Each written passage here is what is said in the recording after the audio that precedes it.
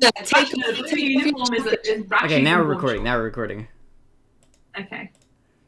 Good stuff, guys. Okay. Right, so It was me last time. I It can should really be quickly. Emma this time. It is my turn anyway. I was going to do it anyway. So to wrap up from the previous session, just a little recap. After the assassination attempt on Slea's life, which succeeded, Not for long. not for very long, no, and Slea's subsequent resurrection, you are all gathered together watching over her, and then you split off to your respective groups. Just get an individual one for those cats too. Ulster goes to Cerellaras to secure Kurul's soul fragment. Cass also has the realization that there's not long left on her anti-possession potion.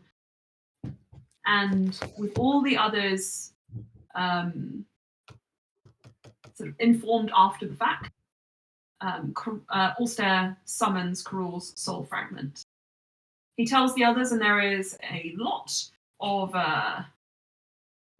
mild backlash. Dissent. Mild to strong dissent. Dance. Yay. Mild to strong backlash. I know. I don't know what I'm doing. He was bullying that. So, Saraza, Loran, Cass, Zarina, and Lucas all disapprove of the actions that Ulster has taken. Neff, Bluey, and Loran, however, stay behind to listen to the interrogation. As they, my parents are fighting, stay behind to listen to the interrogation and watch over Ulster and assist him as he proceeds. Some reluctantly, some willingly. Neff's surprisingly okay with it, considering Osha is dying. But that's fine. I mean, Neff's processing all this in her own way. And I'm sure we'll get to that in due time. Slea does not know what is happening and is somewhat kept unawares. Whilst all this is happening as well, we're interrogating Pico Taro, and we find out that Pico Taro is in fact undead. And that the curse that is settled in Eldralith could be spread. Fragments, sort of like signs of the curse, are also present in all those who have been pulled from a prayer. So the Winterbrands have very little sense of it, seeing as they live so far away. Perineum, IT, all of Pico Taro's sort of like entourage are to some extent infected.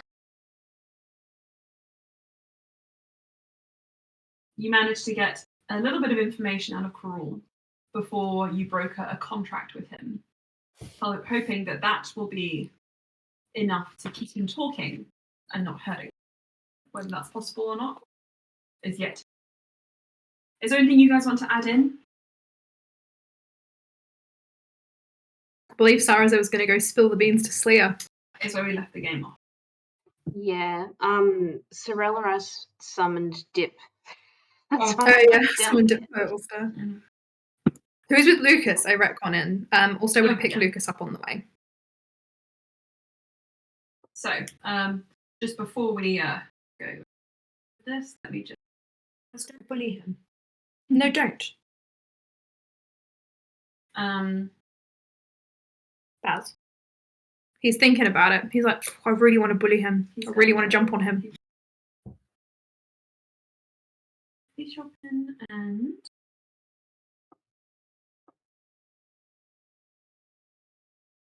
Started. Oh, I hissed at him. Sorry, I'm getting some ambient music for us. If anybody wants to play their own ambient music, please do.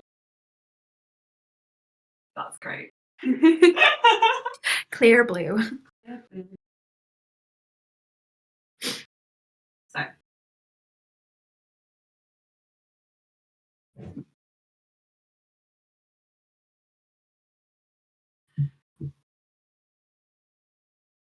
Are there any more questions before we start? No? Well, Sleer, you are drifting in and out of this, but you're keeping yourself tethered to wakefulness for the moment. Bruni is with you, and she's holding your hand and making it all a little bit easier. At which point you hear a knock and the door clicking open.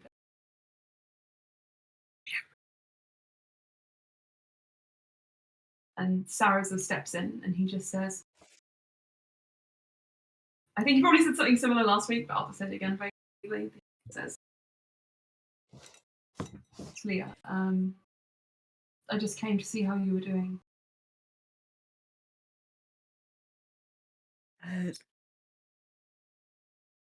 Tired. Just tired. Everything all right?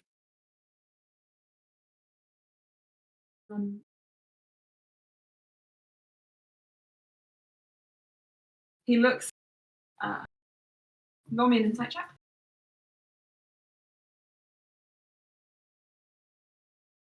Slay is very tired. It's a natural one. He looks really good. He looks like he's having a great time. No, He's living the Vita Luca up there. he has a very unreadable expression, which is interesting because Saraza usually is an open. Also, you think. But Saraza kind of just sits down heavily next to the bed. You notice that Farunia is also just kind of like nodding in and out of consciousness, and just kind of like barely registers that he's there and just tucks her head against your shoulder.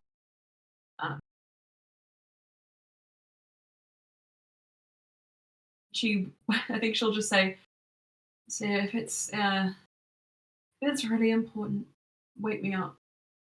Can I just close my eyes for a second?" Mm-hmm. And like last session, Slay had picked up that there's something a little bit off. Yeah, you would have. I think that like to explain her natural one in this instance, she's really not thinking about Sarah's, or she's thinking about Farinia. Sorry, says, Saraza. Leah, I'm sorry I'm bringing this to you now, but I have something to tell you. And can it wait? I think. And she's like being very, very quiet as she kind of like looks over at Farinia. It's like, I think there's something wrong.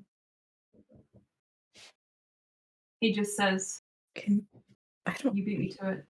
I don't have the magic for it. Can you bring Ulster to me? Saraza says,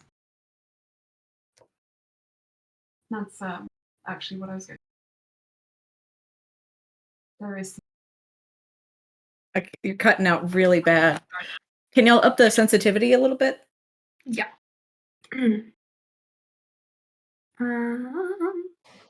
Yes, I can. How's that? Hello. Better. Yes, I can hear you. I can actually hear you now. As you say there's something wrong, gesturing at Frinium, Saraza just says, yeah, that's actually what I came to talk to you about. I don't know if I'm the best person to tell you this. I'm not a healer. I'm not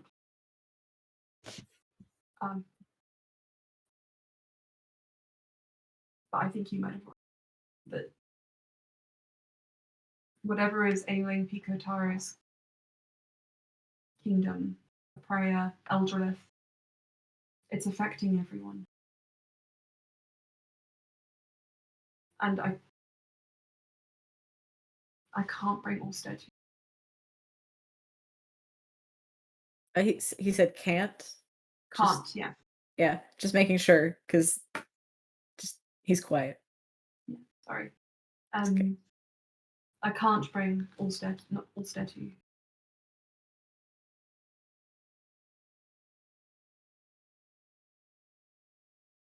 I'm really sorry to say this, but you need to wait.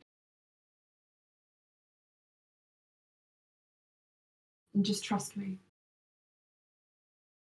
If you can. Can you bring Neff then?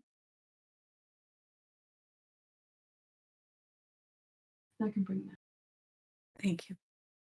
She is very skilled. You have nothing to worry about.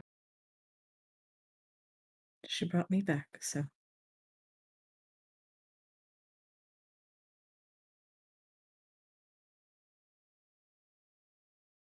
Saraza just tips his head forwards and just kind of like holds his forehead. And I'm glad you're back, Slia.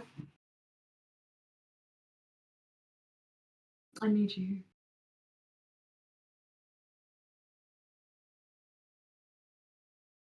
She like reaches out a hand to like put her hand on his. And he just holds you. And he stays there until Farinia stirs again, making sure you're never left completely unattended. There's a read. Just see if Neff will just come see her. And he'll get up at that point and go to find Neff. Now, we established this before the recording started, but just to recap it all, Saraza is now with you, Slia. Lucas follows you all stare into Sorellas's mansion. Cass, you are storming off to deal with what you don't quite yet know, to where you're going, it's still uncertain. And then Bluey and Neff. Bluey, you had stayed down with the contract whilst Ulster was there to protect him. But what are you doing now? Not a good time? Sorry, hold on one moment. Oh, that's fine. Then I'll ask a different question. Neff, where does Sarazo find you? Does Sarazer find me is the question. What if I am hiding? Go on. Okay, where are you hiding? I don't think I would be hiding, but I think Neff would probably just be chilling out someplace, recovering from the emotional turmoil. A little How bit. is Neff feeling about all this? Probably a bit overwhelmed and a The little bit information numb, that- I think. Given everything You that's kind of going on. remember your last interactions with Osha and all the strain that came before. Mm. And the nightmares you've had about Eldrelith, about her, how everything turns black and falls away from you. And Yeah. go on. Yeah, no, go. No, you finish first. I was going to move on to the next part of the scene, but if you have something you want to add in, want to hear it. No, it's not related to the scene necessarily. It's just, I think I know where Neff would be. Do it. Okay. Yeah. Could she go to the room that she found Slia in to begin with? Yeah, you're sitting on the stairwell where Sleo died. Yeah. You kind of sit there, and you can still see, it's in the back of your eyes, her lying on the floor. You can still see Gerald standing in the centre of the room, but they're all gone now. It's just you alone, really. And you're starting to think maybe you slightly understand what Ulster meant when he said he was seeing things that weren't there.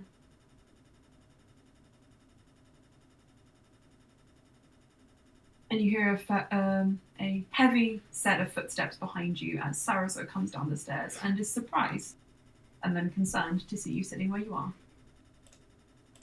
And he just sits down next to you for a moment. Ah, hi, Sarazer. He just says, hi, Neff. Hi. You sound like yourself. Sorry, what did you say? You cut out a little bit. You sound like yourself. I sound like myself. You sound fine. Oh. That's good. Is it? Maybe. Is it really, Neff? Is it? I'm questioning everything, Sarazer. How do you do it? Seriously. What are you feeling? What is going through your mind? How are you not screaming at a wall? Sarazer, I think I'm going numb from stress. Right, so that's not good, is it? That's very not good. I feel like Neff, I'm melting. Neff, I'm trying to have a serious conversation with you. I am being serious. I'm sorry. Are you really? I am. I'm just gleeful to see you. I'm sorry. I was feeling a lot more down before you were here. I can't stop looking at this room. But I like looking at you, Sarazer. You're very strong, you know. He says, I'm sorry, I raised my voice. Didn't mean to. That's okay. It's a stressful situation for all of us. I didn't tell Slayer. You didn't tell Slia.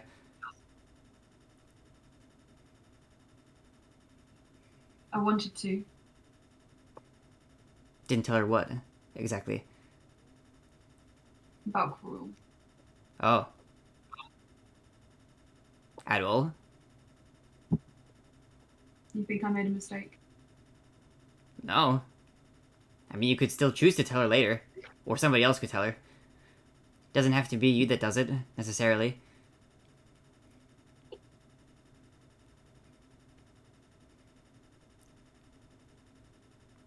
But she probably should know.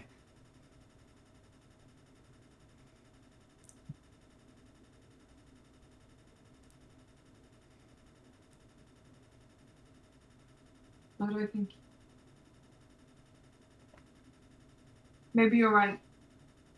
I don't think I'd even know what to say. That's okay. I usually don't know what to say either. In most situations. Yeah, that's really true. But I just try talking anyway, most of the time. It's a good habit to have. In a way. It depends on the context. It's both a blessing and At a least curse. no one... But this is the cross that I At bear, Sarazer. Yeah, I get it. How are you feeling? Are Slayer you needs okay? me. No. Okay. You can give me a hug if you want. Yeah. She'll He hug holds me. you. He hugs you. Big cuddles. And he just says, Slayer needs your help. Oh, is she okay? I did tell her about Eldrelith, and she already had an idea. Oh, I think okay. She wants you to have a check over Phrynia. Okay. Lead the way, Sarazer. And you guys can head up, and we'll get back to you. Okay.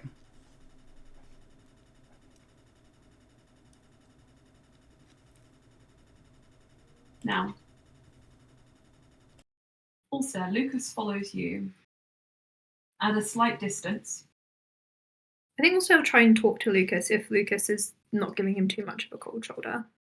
He's not necessarily giving you the cold shoulder, you get the impression. Seems like he is just wary. How are the interrogation efforts going? I've left that to Cass.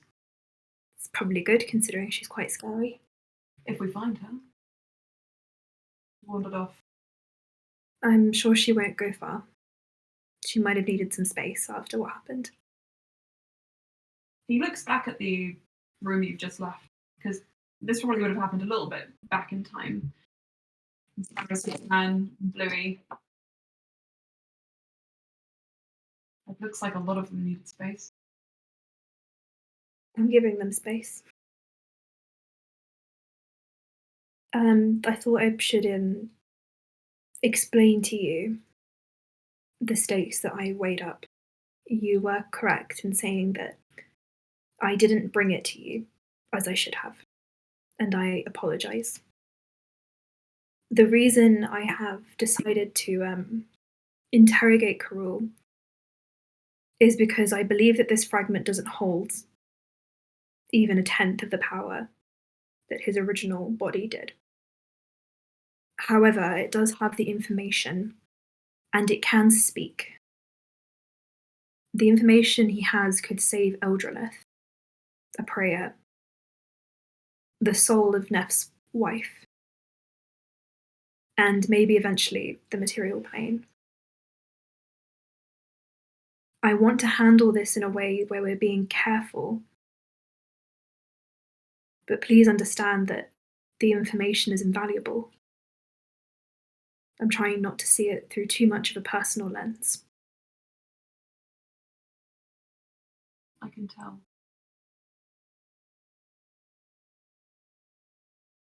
Because I don't think you're fully here. I'm here in the capacity I need to be. I wonder how they feel about that. Lucas, I'm not gonna judge.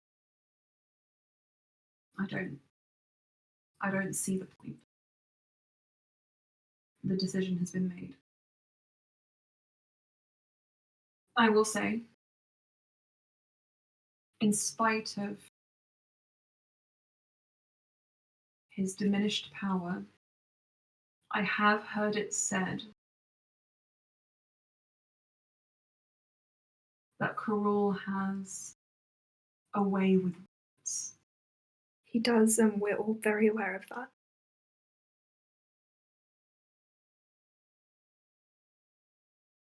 I'm sure I don't need to tell you not to underestimate. But I'm going to say it anyway. So that I at least can come. I expect a fallout. I expect him to do something. He can't really attack anyone, but he can get inside our heads. If anyone shows any signs that they're being affected by him, I'll shut it down. I'll close the contract off and leave him until we come up with another solution. I don't want people to be hurt, but people are already being hurt, and he could at least slow it down.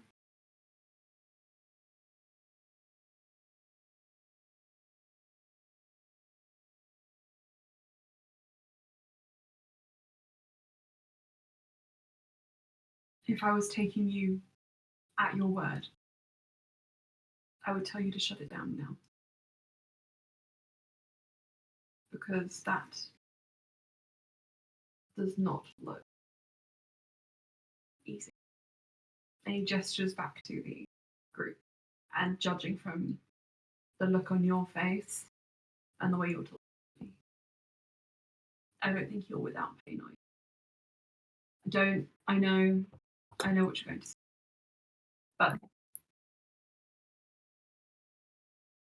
those are my true feelings.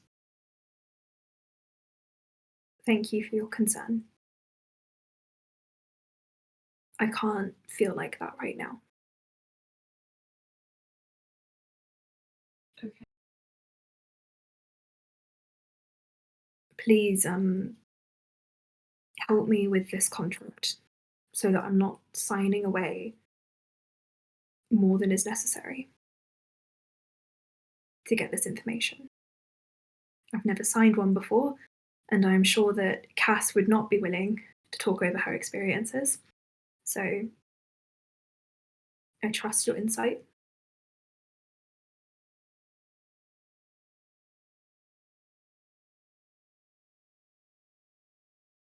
Okay. Thank you.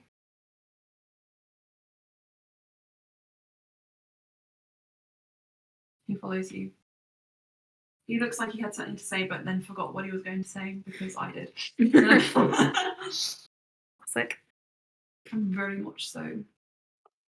It's relatable content, man. it's that relatable shit that we're all here for. I know, Basil. Oh. This is good. He's like Play-Doh. Roast, good roast. I do like that we got a double action shot of that. Yeah. Oh, Aww. He's so floofy. He's oh my so god. pretty. It really adds to it being able to see how he How looks big he is. slumped. Yep. Big boy. Yeah. Mhm. Should I play the rest of the game like this? Yeah. She was here. So, I see that I've been receiving messages. Yes, sorry, there's quite a lot. You don't have to do it right now. Freedom!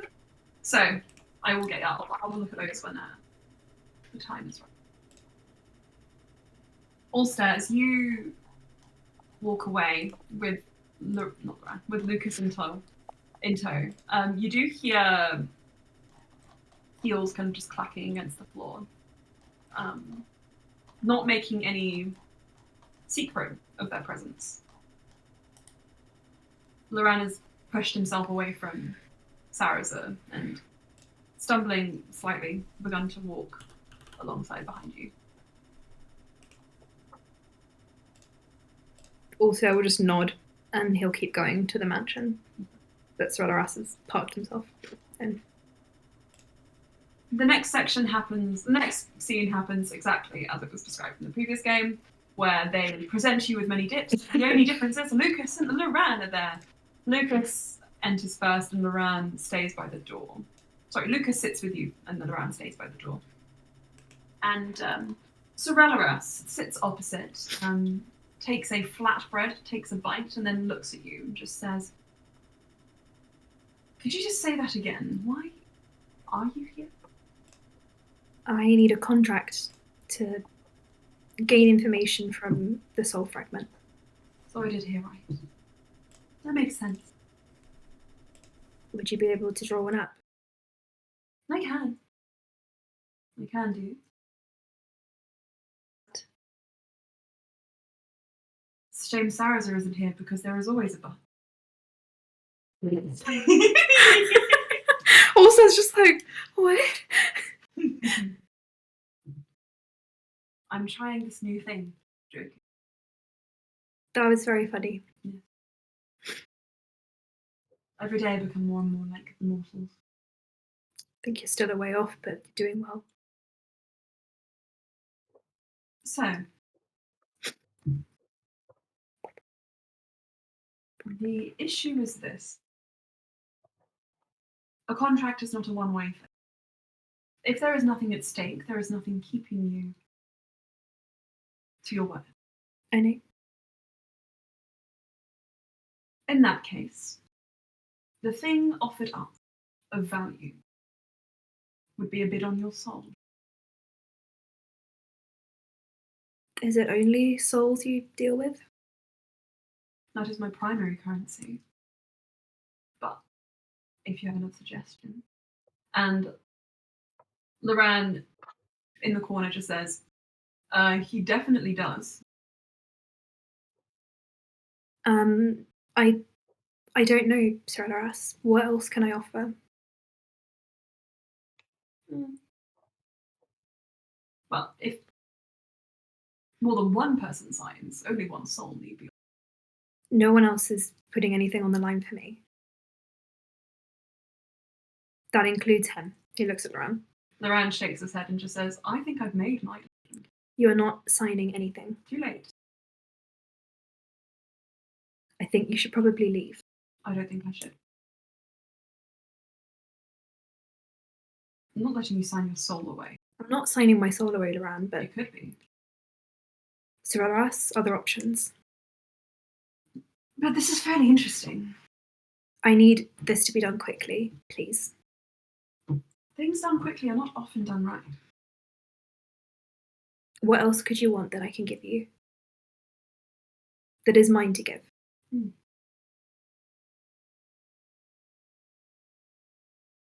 Your pet, Shu? I said mine to give. Shu is an independent soul. Years off your life? Those often go for a high bargain price. Probably. 500 is the start usually. Good thing I have a very, very long life. At which point the rancher says, no. Thoran, I'm going to live far too long anyway. No. There's always a cap.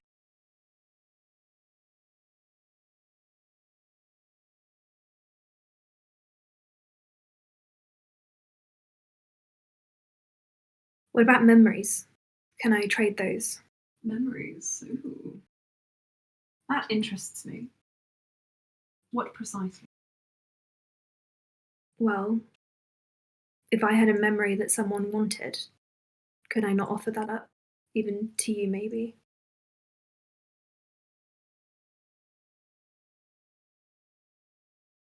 What springs to mind? We've been on many adventures, encountered many things that people don't know exist. If you wanted some of that, we've met sphinxes, deities. That kind of information I am interested in myself. Then I could sign a memory. I'm going to just have them roll for a location.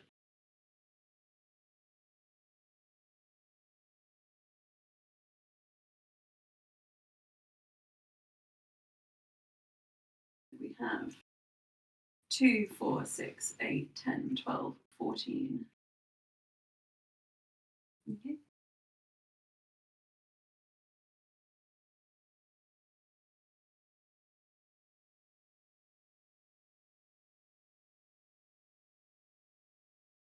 Ah.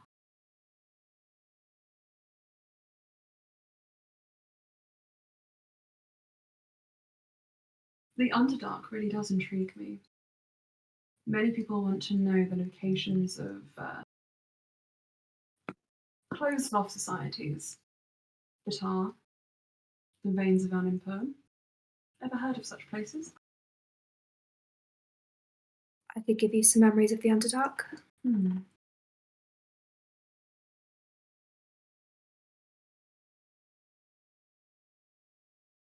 You understand that I'd be willing to sell these to. Yes. I don't plan on breaking my contract.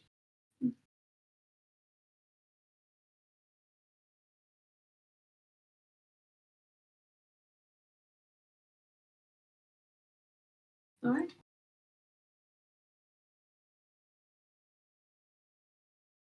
I'll take your memories of the Underdark and all that happened there. Also, it's like calculating. Okay, that's a lot of time. Have you had memories removed? Yes. I had childhood memories removed. Then you understand that doing this a second time poses quite a risk, but not so substantial that it would harm you permanently. When you get to 3 and up, that's when it's really worse. Then it should be fine. Loran grimaces, and he just says, "You're certain it would cause no permanent damage?" And Zrelar says, "No, but nothing is certain." Then I'll sign my memories away. If you went to the Underdark, at least they would be fairly sick. So I need to sign, and Carol needs to sign. And me, Lucas says. Yep. I came here because we're doing this together. So you're going to be my witness. If anything goes wrong, I will be involved. Okay. I can take that. So.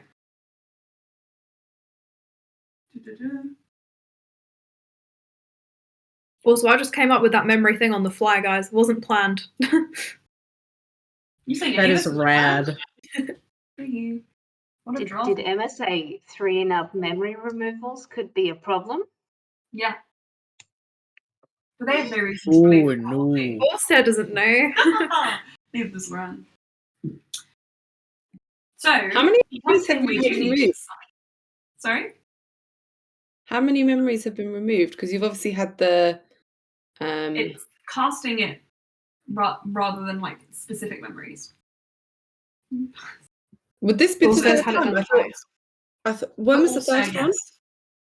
Orster had his memories removed of his dad being a Lachey and of killing him. And he also had his memories removed of Saraza and his future. So he's had it done twice, but he only knows once. Ah, juicy. Juicy. Concern.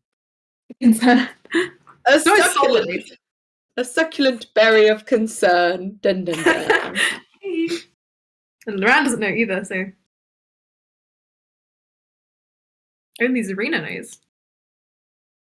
Yeah, that's true. And there are any other party members, don't we know? I don't think you know he's had his memory wiped. Right, I think you know there was some weird tension that was going on, right. but now is not there. I'm just trying to find The what? the roll table I used to determine the Location. means of the contract. On his foot. Because that'll be real nice. I will go to Lou whilst you do this. Yeah. Baz is biding his time to tip over that bin. I know that.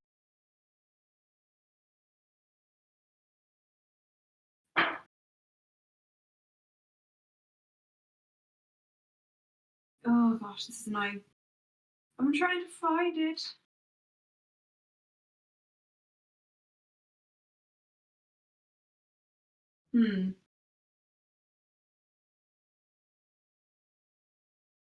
Devil contract format.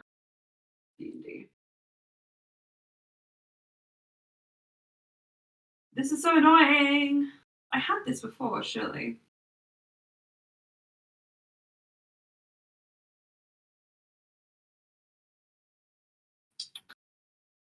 Right, let me see.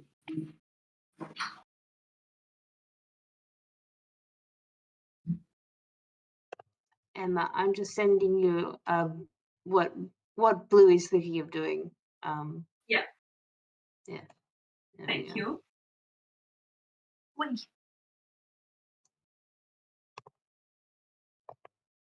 Also, I'm bringing up my Um, character sheet because I haven't done that.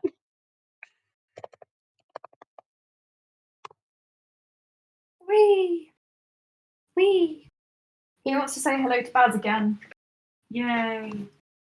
Always. Aw. Hello. Anna, snap! Hmm? We both said always at the same time. Ah, right. Okay. Wee! Wee! Fireforge, place to We shall save, sacrifice the cute kitten. Black King. Sacrifice to him. A sacrifice. A He sacrifice. has a little face. Wee to Sacrifice Baz. to the cuddle gods. A sacrifice. A sacrifice. He loves the raspberries. Just look at that fucking face. I must squish. He's so squishy. Wow. Wow. Baby. Amazing. He loves being cuddled. He will scream at you if you don't cuddle him, though. That's the trade-off. Mm. Yeah, Kay does that. Yeah. Rubs up against you and screams if you don't give them attention. Mm-hmm.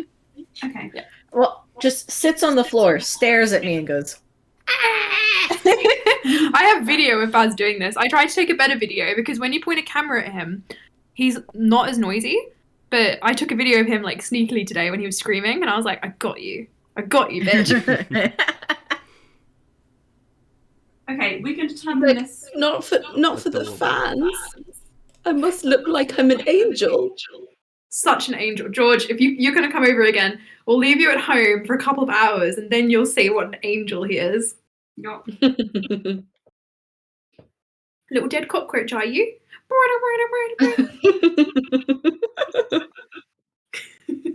Such ragdolls. He is such a ragdoll. Like, Yeah. no, not a care in the world. Okay, so I'm just going to say that it's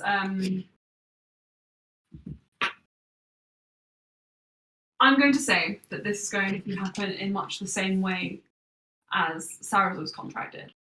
So also I need you to pick a number Roll it. from 1 to 4. This is a mistake. Sorry. Cass 3. isn't there. You're going to be 3. I'll say Lucas will be 1 and Loran will be 2. Why is the rat involved? Because you're in the room. It's you. Okay. All staff. Good. Sorry, the music should be on. All staff. As you agree to this, you feel an itch just on your shoulder. And Sorella says, now, I must warn you, I do have no control over how this happens. It's out of my hands. Apologies. But at least I'm a very good scribe.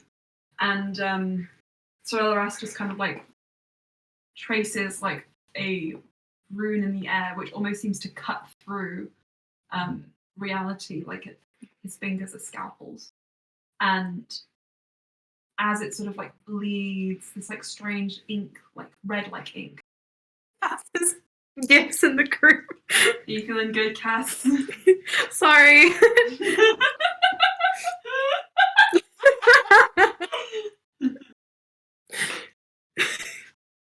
Orstead would say he's sorry, but he's not.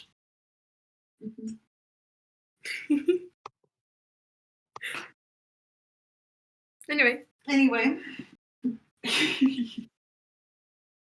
You feel your shoulder kind of like twitch and you double over in pain. You take 9 points of damage as the writing begins to just sear through your skin. And it's so much so that your clothes probably are so thick that you can't actually see the writing. Loran's watching you like confused, and he kind of approaches and almost like reaches for your shoulders, and you just shy away from him, curling in yourself as like the pain just becomes almost insurmountable. And he doesn't understand what is quite wrong. Why has he got a dice? Sorry, you got a dice. No, Baz wants to play. This isn't even from a set we're using. How do you get this? We're gonna just make sure. Lily, Sorry. we're in the middle of a scene. Just making sure the downstairs isn't open. Dragon game. I'm sorry, I'm back. Ouch. Loran leans forward to try and grab your shoulders, but you shy away from him instinctively, and he doesn't understand what's wrong until blood starts to seep through your clothes. And he, in just seconds, has hands on Sorella, just like holding them against his chin, just pushing up. Fingers sharp. And he just says, "What the fuck do you think you're doing?"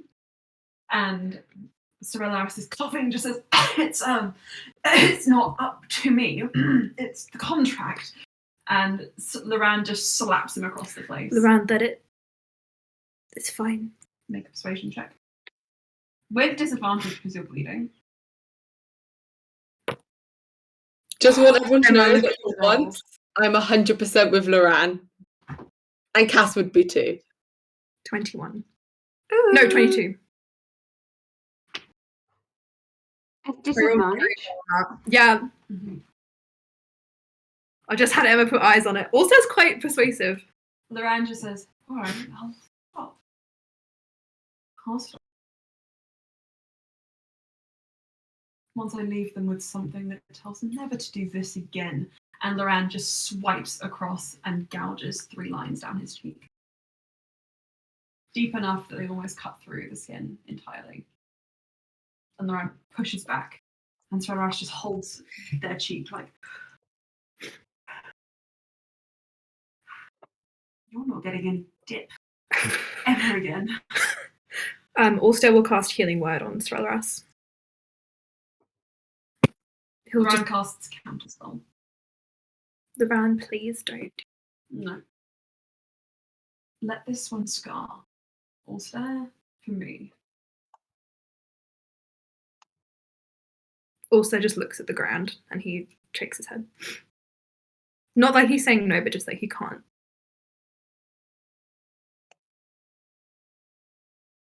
The pain is still present. But it is, after about 10 minutes or so, bearable enough that you aren't doubled over anymore. And Loran just says, "Is it done?" And Strelaras looks uncomfortable. And they just say,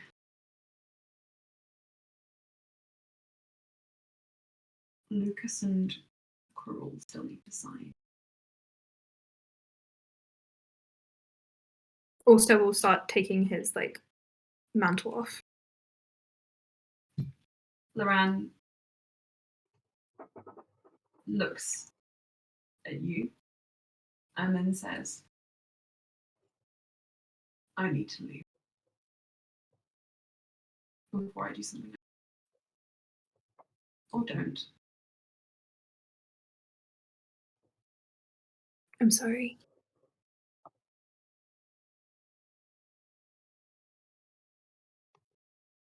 He turns around and he throws the door open, doesn't bother closing it behind him. Lucas, just do it. I won't go into gory details because obviously we've done this all before. You will sign Cyrus's contract. You know how it goes. Lucas does not enjoy it, but it is done. It's up to you whether you go to Quirrell immediately or stay. I think he'll just look at Strelaras. He'll just say, "I'm sorry, No, I think I quite understand, but I'm going to go and sort this. Thank you for doing this." Don't thank me yet. And they leave. Also will go back to Quirrell. He just wants this over with. Okay. And he'll bring the knife with him. Lucas doesn't let you be alone with him for a moment. He'll summon Quirrell out. And he'll place the knife on top of the contract.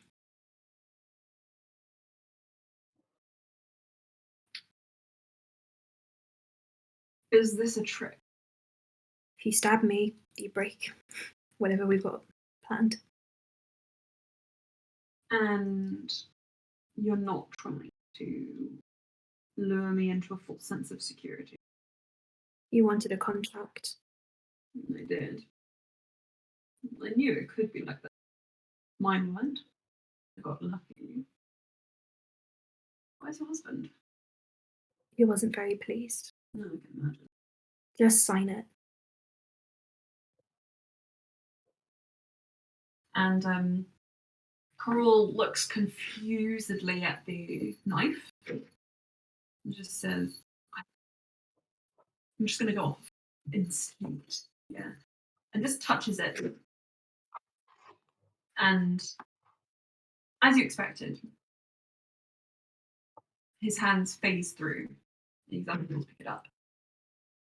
But the longer his touch kind of stays intermingled with the knife, the sharper that pain on the bottom of your back becomes. And Quirrell just says, is doing anything? Lucas? And Lucas just nods. Also, I'll wait till it's over, and then he'll take the knife back.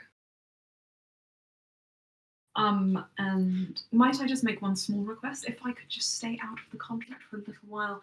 It's a bit not very roomy. No. Also, I put him back. Oh, but like, okay. You just like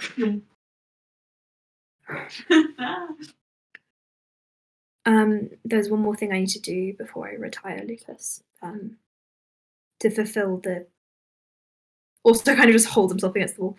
To fulfill the contract, I need to tell Joel that he has access to this room. Once you've seen a healer, I will let you go. I can deal with this myself. Ulster, no, you can't. That's been established. Nobody could. You're not special. Okay? Put your God complex or your martyr complex, your self-sacrifice complex away and let us look after you. Just for 5 minutes. Or I'll really think hard about whether this counts as enough to make you.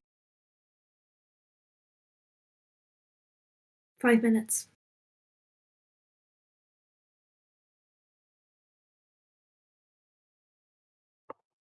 And so those 5 minutes are used looking for Rolmy or for Neff. Now, Rolmy is not far, but we will get to that in a moment. I need to pee, and then we're going to get into what Bluey and Cass are doing during this whole experience. I'll just be like a couple of minutes. Emma? Yes, I'm going to check your notes for you. I was going to say, just so, yeah, cool. I will take this opportunity. All right. I will get a tea refill. I will also go to the loo. Same. It's probably wise to go to the loo. Yeah, right. To the loo.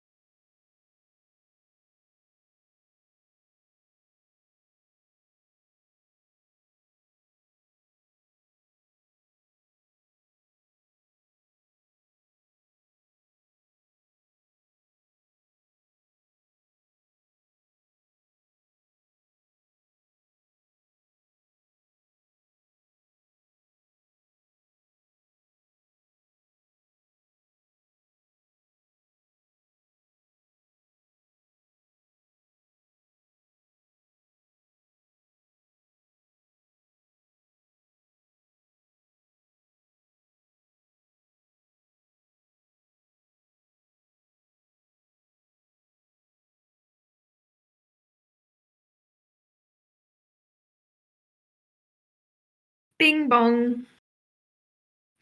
Summoning the players. Summoning the players. Oh, this is so cute. Guess what? Oh, no one had that. Oh, okay. I Tom and I've been looking for my headphones that I seem to have lost some point yesterday. And like we kind of searched everywhere we could think of. Like I didn't leave the house yesterday. A few people had arrived, but like I wouldn't have put my headphones in their hands or their bags or whatever. So it was somewhere in the house, and You're moving. they were like, I lost my favorite headband in the move, which is sad. Chat. Hello. Welcome back. Thank you. Hello. So Tom was like, okay, here, just like it like opens up the new headphones. Like they've got two of the Apple things because like they fit comfortably, and so like when one inevitably gets ruined, there's a backup already ready. Yeah. So like they cracked one out and was like, you can use this for now. I'm like, okay. I mean, like it has to be somewhere,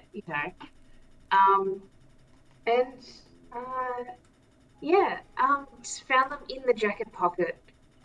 Oh, you did it. You did And like, beforehand we were like, it's gonna be in a stupid place.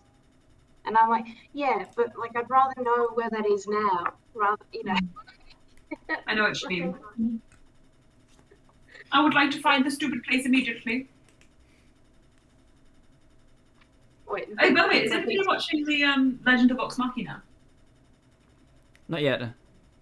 It's very I'm all good. caught up. I just keep rewatching it. The last three, I haven't seen the last 3 episodes yet. Neither of us have. But I want to! A few of the scenes took me enjoy. very off guard with how harrowing they were. I just Yeah. can be like, It's very much like, it goes really hard. you think our campaign is dark? They really took the cake with this one, I think. I do think ours might be a bit darker. There is one very specific scene I'm thinking of that I could not watch in Vox Machina. Oh, yeah. Yeah. That's a point. No matter what, there's certain lines I think this campaign doesn't cross, and violence against small children is one of them. So, anyway, should we go back to our super happy fun time? Overlap is the keyword. I actually decided, I don't know how I came to the decision, that the line that was okay to cross was that, yeah, we can have a storyline about this like horrible mercenary group that traffic and sell children. That's fine. Hee hee. I stand behind it. Anyway. I stand behind it. I stand behind it. Of course. The gifts just came up in my so funny. Right, so Cass and Blue. Yeah. I will get rid of my camera. Lucifer, just to check, are you going to, what are you going to do during this whole thing? I think feeling kind of somewhat reassured about this whole thing.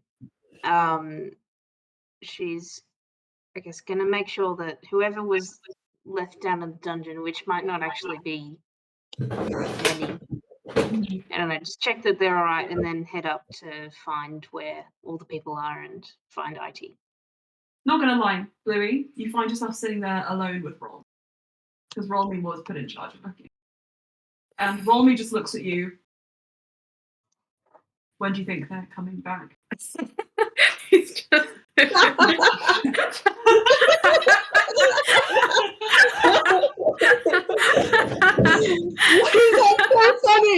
Just like on me, like I just imagine him awkwardly, like so. So,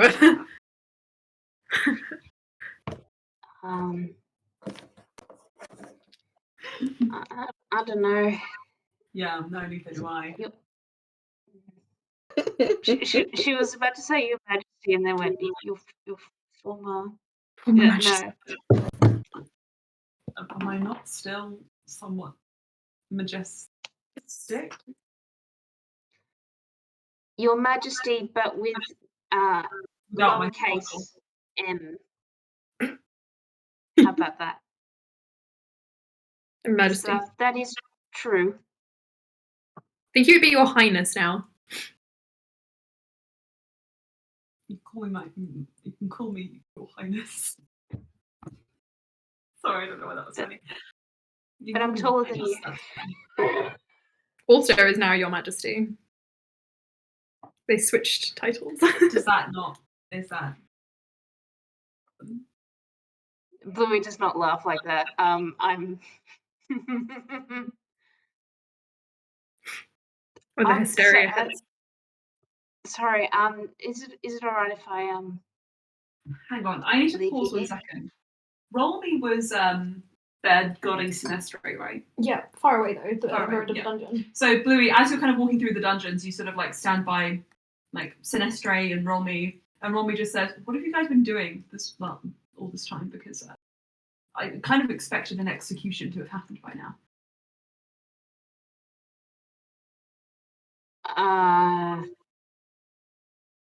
I mean, as I understand it, I think at the very least waiting for Sleia to recover a bit before. Yeah. They want me to just stay down here until. No, you can swap out Rolmy. Bluey. I mean, I don't want to take Icy down here. Can I find someone who's in the main hall, or who would probably be in the main hall right now, who could take your place here? How about you go and find my wife and ask her if she doesn't mind swapping if she's free. Okay. I'll do that, and then I'll well, I mean, she'll come down, but yes, I'll I'm do just that first. laughing at Romy, forgotten in the dungeon. you're no longer king. You can sit on the dungeon on guard duty until Sleia is awake and well. Do you know what I've been doing, guys? I've been counting Sinestre's teeth. They're just right there in front of me. I can see them. I've never met this person before, but I'm told she is quite. Yep. So I don't leave her unguarded. Not pleasant. No. No. Please go find my. Okay. Blue, you off to do that. Cass, where can you get to? I would say Cass is feeling really lost at the minute. She doesn't know where to go. Sleia, she doesn't want to interrupt. Brian, she is really mad at. Neff, she's sort of like Neff's dealing with her shit. And also, to be fair, Neff and Bluey were with Brian when she left, so she was like, that's why she's probably not going to them. I think she doesn't really know who to go to and speak to. So I think she ends up in the garden again, under the tree. And I think she is just sat under the tree. You sort of sit there. It's like the branches kind of like peeling in through the windows and hanging over you. And you hear the roses calling across the room for you. Cass, what's wrong? Oh, Cass, don't cry. Cass, why don't you come here and lie with us? We can comfort you. We can look after you, Cass. Come here. I think Cass is. Oh, it's hard. I'm just deciding whether she I'm just trying to decide in character whether she'd snap at the roses or if she would not. Can I say something that might influence your? Yeah. One of the last things you hear them say before you make your choice is, "It's okay, Cass. Be strong. Things are gonna be okay. Don't need to cry." I think when they say that, Cass sort of just starts crying harder. Oh no, you Um, made it worse. We'll go away. We'll leave you alone, Cass. And the roses stopped talking. I think, sort of at their words, and after what was said in the king's trial by the evil self to her, about her mother, I think she's not even consciously casting a spell. I think she's just sort of desperately wanting to see her mother. You hear leaves kind of rustling, and it's like the wind picking up through the window. And just checking that. I do need to roll to see if it works. I need you to make me an intelligence saving throw. Let's hope it works, because if not, this is going to be really bad. Oh, Okay. What's my intelligence modifier? my computer fell down. Oh my god. Emma, I mean, my pluses make it more than, but I rolled a 15 on the die. But with my pluses, that is 21. Okay. Cass.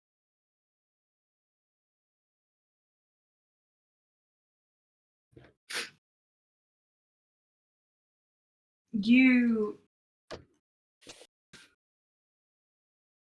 feel someone sit down next to you. Someone you first kind of assume to be Kev, because Kev is always here. But when you look over at them, kind of pulling your head out of Before I look over, I think if she thought it was Kev, she would be like, go away, Kev. I don't want to talk to you. Poor Kev. There is no response.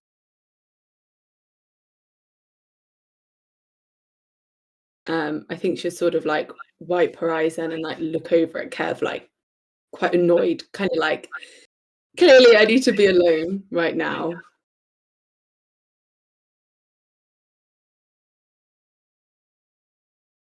Not right next to you, but parted only by just like a line of long, kind of like wispy like leaves that dangle from the branch. A veil between the two of you. You see a hill dwarf with dark skin, sparkling eyes, and her hair pulled back tightly into rows against her scalp. They're fastened quite beautifully with flowers which have thorns, as you know she likes. And Okay, sorry. that's okay. And she sits there, and you feel warmth from her. I think seeing her, Cass is just really shocked for a moment. She has never seen her in person before. Obviously, this isn't even really in person. She's only seen her father's carvings of her. And I think she would just I think she would just be sort of crying and sort of reach out to touch her and be like, Mum? When you pass your hand through the leaves and you kind of like reach to where she should be, despite her warmth, there's just nothing to grab onto. But she looks over at you with warm, kind eyes. And she just says, yes. Okay. Cass starts crying for like never before. And she just says, I'm sorry, Mum. I haven't been strong.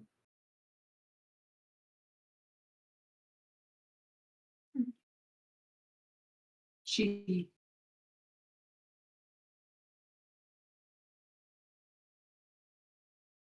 Are you taking that as a question for your spell?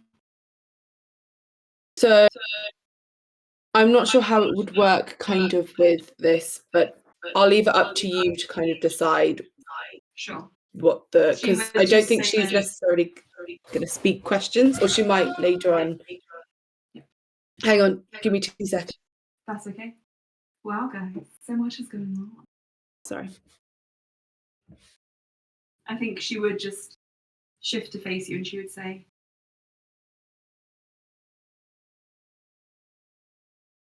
no, you have been strong. You're my daughter.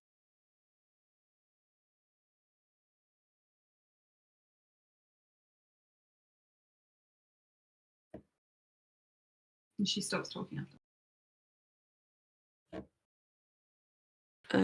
I think Cass kind of, she's never seen her mum and has always wanted to. So the fact that she has the power to do so now is like kind of bittersweet, because she regrets the decisions that kind of regrets the decisions that have brought her to this place. She touches like the eyes under her own and she's like, I've made so many bad decisions, Mum. And my family are falling apart. And I don't know what to do.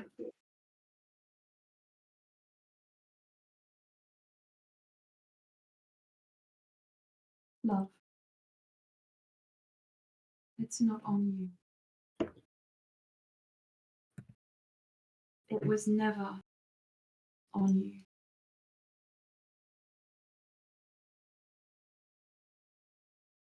I think you've more than atoned for the mistakes you've made. And letting yourself be hurt by them anymore. I think that's just hurting yourself for the sake of it. You don't deserve to. I don't want you to.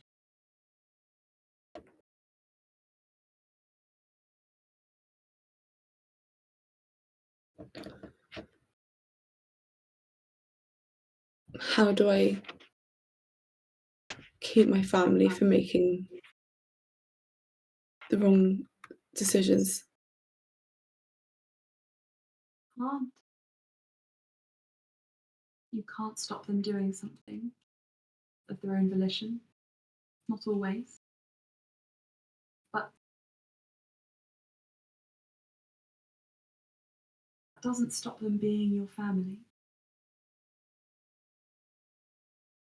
You're allowed to feel what you feel. And you're allowed to speak your mind. If you can't do that around family, who can you do it? And if they love you, they'll listen. And they'll try. And no, they can't promise they won't stumble again. It's the trying that counts.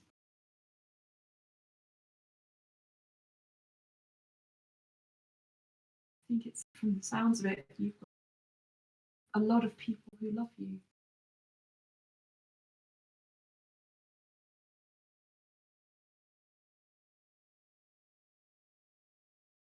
I never thought I would, but even though they are my family, I just feel so lost and alone all the time.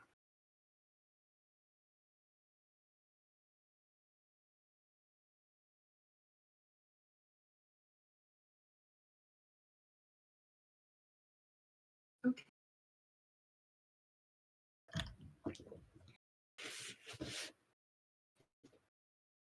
I can't help you with that. I can't tell you.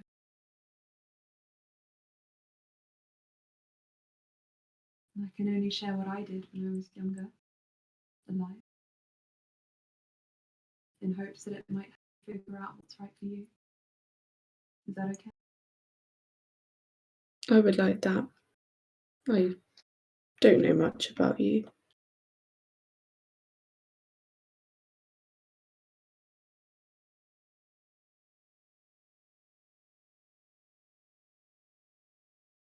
Well, when I was younger, I would carve myself a little figurine, or I'd have your father. And I'd put a little something of my friends in there. Bread from their clothing, a lock of hair on occasion, if you can get access to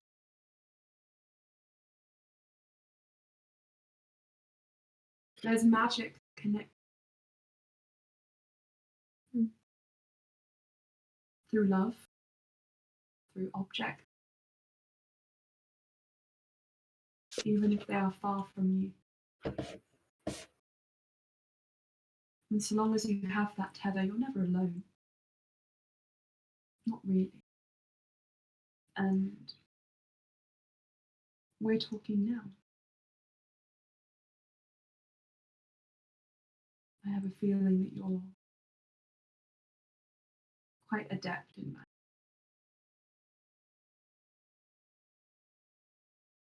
I'm proud of you.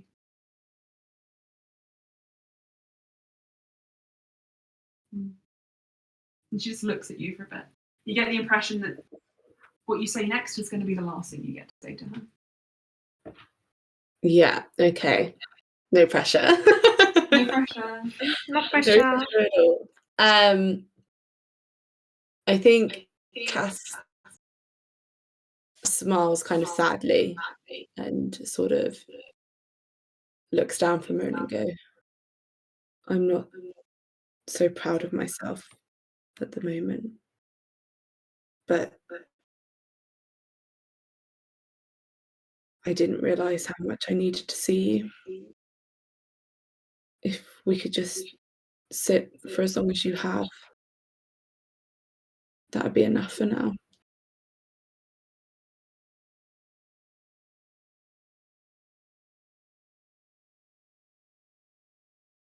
I'll be proud enough for the both of us then.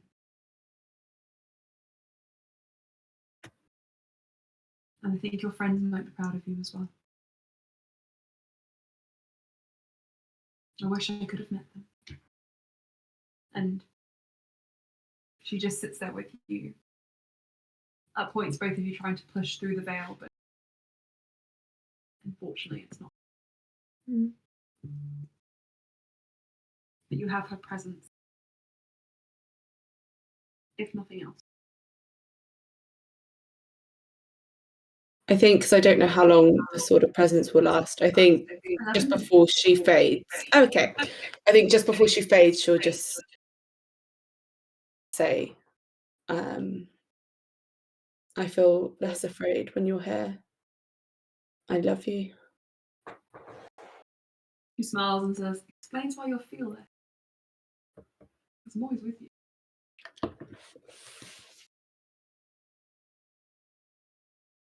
And she is gone with a rustle of leaves.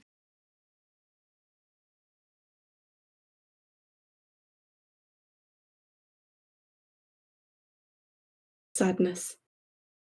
Cry. Me too. So,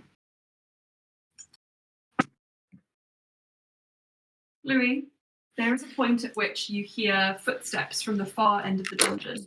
Oh no, you've left already. Sorry. You head over to get Sharp Pistol. Head through the throne room, which is being rapidly emptied as people are going back to their quarters. Only those necessary for interrogation are being kept back. No worries, George. By the guards on Lucas and Lucas's order. And you get the impression that the what's it? Oh, sorry. The back throne room, the little office there, is where Sharp Pistol, Zarina, and Leander would be. And you throw open the door, and you just see them together, sort of still seated around the table, and they just say, "Okay." And you're sure there is no one else here who falls under our jurisdiction is secretly part Fae, is overtly part Fae, and you're lying to us about it, has some sort of like weird Fae contracts, has ever stepped foot in Viseros, there's permits, I need to be sure. Leander is just like frazzled hands in his hair. And Sharpistol is sitting back just like, I'm certain. Yes, I'm sure. Bluey. And then looks over at you. Completely unfazed by Leander's overt stress. Bluey's fine. Sorry to interrupt. You're doing nothing, we're done here. Leander's like looking at the pile of unfinished paperwork.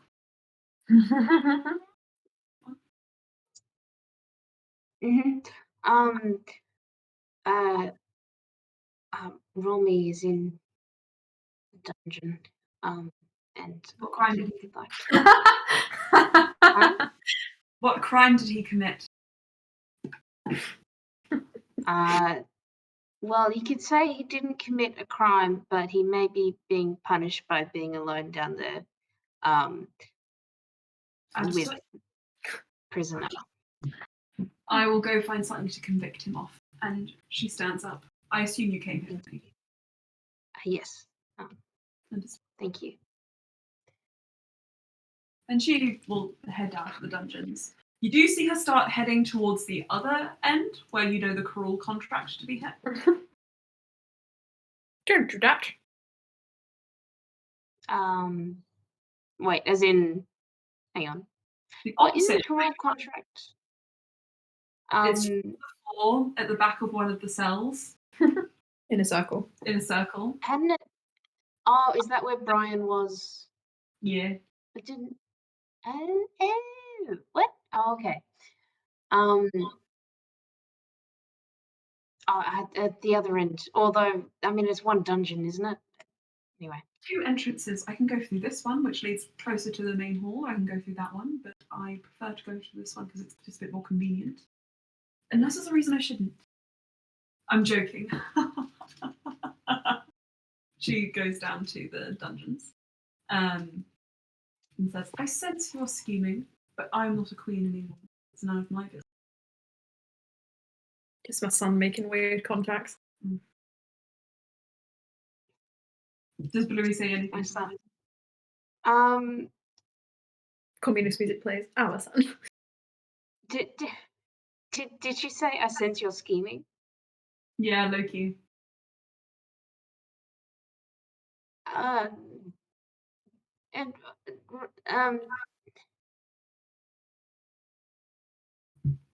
mean, she has to know. I mean, and it's in a thing, you know. It's just. I'm getting us in so much trouble. Wait, does Romy not know? Romy knows, right? No. Wait, Romy doesn't. Oh no, hang on. Does Bluey know that Romy doesn't know, and that? Up to you. It's up to Anna.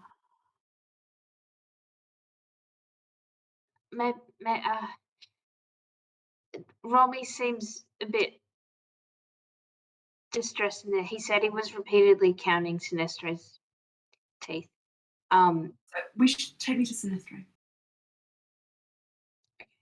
All right, yeah. Blue will take her with like the same way that she exited, I guess, because she doesn't know this other dungeon entrance. Although, you know, you've used it, but you don't know it's there. Yeah. Loki. Okay, you are able to throw off. Okay. You should make him walk on his hands for like 4 steps. Oh, cute. The sharp pistol, and you take it down, and Rolmy is very much relieved. So, as all this is happening, you hear assertive but sad footsteps. Who is this? 2 pairs of them as Assertive but sad. Assertive but sad. Oh yeah, that's the mood. One is like boom, boom, boom. One is like boom, boom. Coming up from the opposite exit, which you came out of, and you know, Ulster. It's me. Lucas is taking you to Neff to be healed as much as possible of your wound. Neff, Oh, is Celia gonna find out? Neff, you enter into Slea's room, Mhm. and you see Farinia just kind of like partially asleep there. Slea sort of like awake but fairly like lightly stirring, lightly dozing. Slea, Neff is here, along with Sarah. Hi, Neff. Would you, something's wrong. Would you mind just looking over Fernia? Uh-huh. Hi, Celia. I'll have a look. It's good to have you back. I was worried. Thank you. Okay, I will do a medicine check if I can. Who is putting hands on me? She says in her sleep. I'm sorry, that's just me. I'm a trained professional. Why are there so many turnips in here? All right, I would like to proceed with a medicinal check if I'm able. You roll me a medicine. Okay, it's decent. It's decent. That's a that's a 23. 23. I think you're able to take away that there is certainly something similar to what Pico Taro had ailing Verinia. You were there when Bluey and Cass were sort of discussing. Bluey, Cass, and Lucas were sort of discussing the state of them being undead. Okay, is that what I find similar? There is no undead here, thank God. Okay. I wouldn't go that far, guys. Don't worry, I'm not a terrible person. But Press you get X the to doubt. impression I'm kidding. that there is a sickness, sort of just like settling into Verinia. So there's a sickness settling into Frinia that seems similar to whatever is ailing Picatara, is what you're saying. Sorry. Okay. Right. Can I also do... Hold on, let me check something really quickly. I can't tell from... I would have to do some more checks to determine if there's some sort of, like, magic going on here, like if there's, like, a You may curse. even need to cast a spell now. Can you believe it? Okay, is there a way I could determine whether or not... Actually, wait, hold on, let me just... Wait.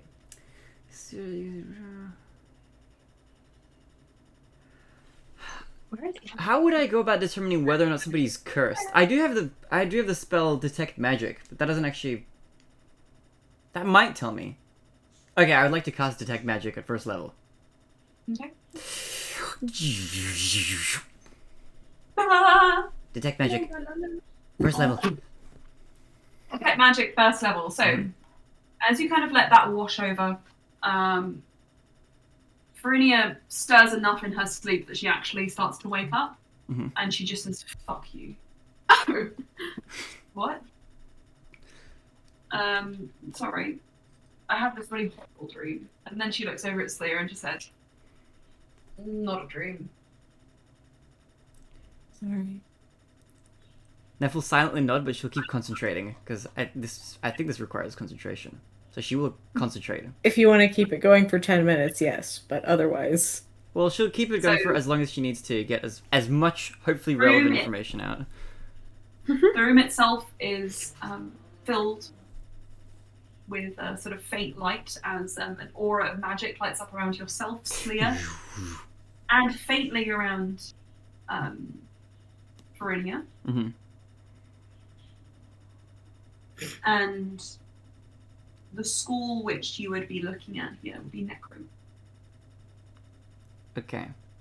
Can I tell from my magical detection whether or not there's some sort of curse, or can I rule that out? How much will I find out? Roll me an intelligence check. Okay, I'll roll anything. Can I roll with advantage because I'm doing some... Arcana? Okay, I'll roll an Arcana check. Can I roll it with advantage because I'm currently in the process of detecting magic as well? Pretty please. Please, Emma, please. Pretty please. Pretty please. I was gonna punish you for being late, but I was. Say again. Joking. I like your... Joking. I know something weird is happening. You know how like the sun has like solar flares? You have a hair flare. You know, I've always felt that because I always have had like really fluffy baby hairs on my head that just kind of like crown out. And when the light hits them, they just explode with like glowy colour. Supernova vibes. And I like Emma that. Corona. That's amazing. Hopefully not. Not No, a, yeah, Emma hopefully not that kind of Corona, but still. Nefel, please. Mhm. With advantage? Okay. Yeah. Alright. Okay, that was horrible. Thank goodness I'm rolling one more. I rolled really badly both times. Why is the same roll? Okay, that's a 4 on the die. I rolled 3 on the die. I rolled 3 twice. It's a 4. 3. What? Hey, Emma. You have no idea what's going on. Okay. Louis. This does not seem like it could work, but is there any possibility that Bluey's brief foresight? I don't think she actually used it. I think you should Be in the same room. be at least in the same room. Okay. But you can, if you feel like you're happy that Sharp Pistol is looking over Roll Me and they're sort of they've got a handle on the dungeons. You could start making your way back up to Sleer if you like, so that you. I just like the idea of like psychically Bluey being like, Neff is doing something badly again. Okay. I'm just gonna try. Louis, let's say you're moving towards the Sleer's room or the bedrooms because it's getting a long rest territory now. Yeah, if IG wasn't with, it wasn't in that room because it was just sort of like officials and, you know. If you prefer to go to the sort of like a Prayan camp, where they're isolating everybody who has the sort of like sickness, then you can go and find IT. Yeah, I'd do that. I'd do that instead. Yeah. Okay. All right. I'll get to you then in a second. Okay. Neff, unfortunately, you can't really get much of a handle on it. You'd need much more sophisticated methods, which require more time that's to fair. diagnose it. In that case, I'm just gonna give something a try since I'm already casting some magic. I'm just gonna cast Remove Curse, just on the off chance that there's a curse that I just happen to be unable to detect in some sort of way. So I'll cast Remove Curse. You could at 3rd also level. upcast Greater Restoration at if you wanted to do I do have a spell for basically it. this. Yeah, Wait, can I? Okay, I have a question. Version. So I have Greater Restoration. However, my spell slots at 5th, 6th level are used. But It's like a glove. You can put on a glove that's bigger, but not one that's smaller. okay, You know? so I can use my 7th level spell slot to cast Greater Restoration. Yeah. Oh, There's just no will do- additional cost. okay. I will do that in that case because I have one 7th level spell slot remaining. Okay. It's like how Sleia casts a 7th level sending, you know? It doesn't do anything extra, but... Yeah. Yeah, okay. I was just confused because it doesn't appear as like a little blue text thing, but I guess that just means that it's not buffed. Yeah. Okay. I told her in D&D. In that case, I will, for my final magic trick. Actually, wait, can I just cast... I'm just going to cast Remove Curse just for the sake of it anyway. Just that... Actually, Greater Restoration will just do that anyway, won't it? Yeah, it encompasses the same thing. Okay, yeah, I'll cast Greater Restoration with my 7th level spell slot. Greater Restoration, 7th level. I'm assuming you're choosing one curse, including the target's attunement to any curse magic item. Second. One curse? Oh, yeah, I'm gonna... Yeah. Can you make this be a curse? I'm gonna end the thing. Can you do this with a curse we don't know exactly what it is? I mean, hang Wait, on. hold Sleia on. was I have a able to question. Does this do spell this. need to consume a diamond or something like that? Or is this at least 100 We GP? have set out that the materials cost, when it requires something that's over 50 gold pieces, is necessary. Over 50. Yeah. Okay, but, let me retract that. I don't think I have a diamond. You can cost. Okay, I'm gonna try to remove curse. Yeah, you can do remove curse. Does Neff have money? Does Sarah have money? Neff has Okay, so money. Neff, when you cast remove curse, so guys, so when you cast remove curse, you kind of touch Brynja. Mhm. You get the impression from the way you feel the magic and the way you feel it interact with Brynja that what your spell has done is rather than completely destroy the curse, has prevented it from going any further. Okay. As is the nature of this spell. Okay. Is anybody else in this room with me? Bluey is on the way, but Slia is with you and Sarazar is with you, as well as Brynja. Okay. And you do hear footsteps coming up the stairs. Okay. I'll convey so far what I've learned, that there appears to be some sort of magic of a necromantic nature, similar to the ailing magic that Pikutara is suffering from. Frenia seems to be suffering from something similar to that. At least that's what Neff's determined. The exact curse she doesn't know, and she needs a diamond worth at least 100 GP to be able to cast Great Restoration, which she feels like will probably bring her back to 100%. Do you know if we have another spare diamond here? I should be able to fix it tomorrow. Sorry, I wasn't thinking clearly. That's okay. As you kind of have this conversation, you hear Lucas stop outside the door. I think I've prevented the curse from getting any worse. Hi, Lucas. He's not yet opened the door, but I've just Oh, Lucas. I know he's there. Third eye. Also just paused down the stairs a little bit, and he's just looking at Lucas like, I can heal myself. And hides from them. Lucas, I don't want Slia. I want Slia to be able to rest just for tonight. I'll tell her in the morning. It won't make any difference to not let her sleep now.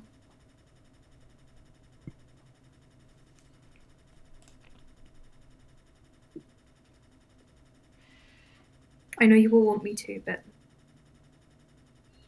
I want Slia to be able to sleep. She just died. Wait. And Lucas will open the door, making sure that you are further down the stairs. And he'll look in and he'll sort of like just survey the room. Slia, are you alright? Apologies if I don't get up. I'm just here for Neff. I should sleep. So. Do you want privacy? I assume you have rooms set up for the other.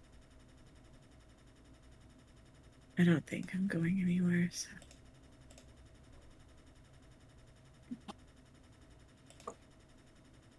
No.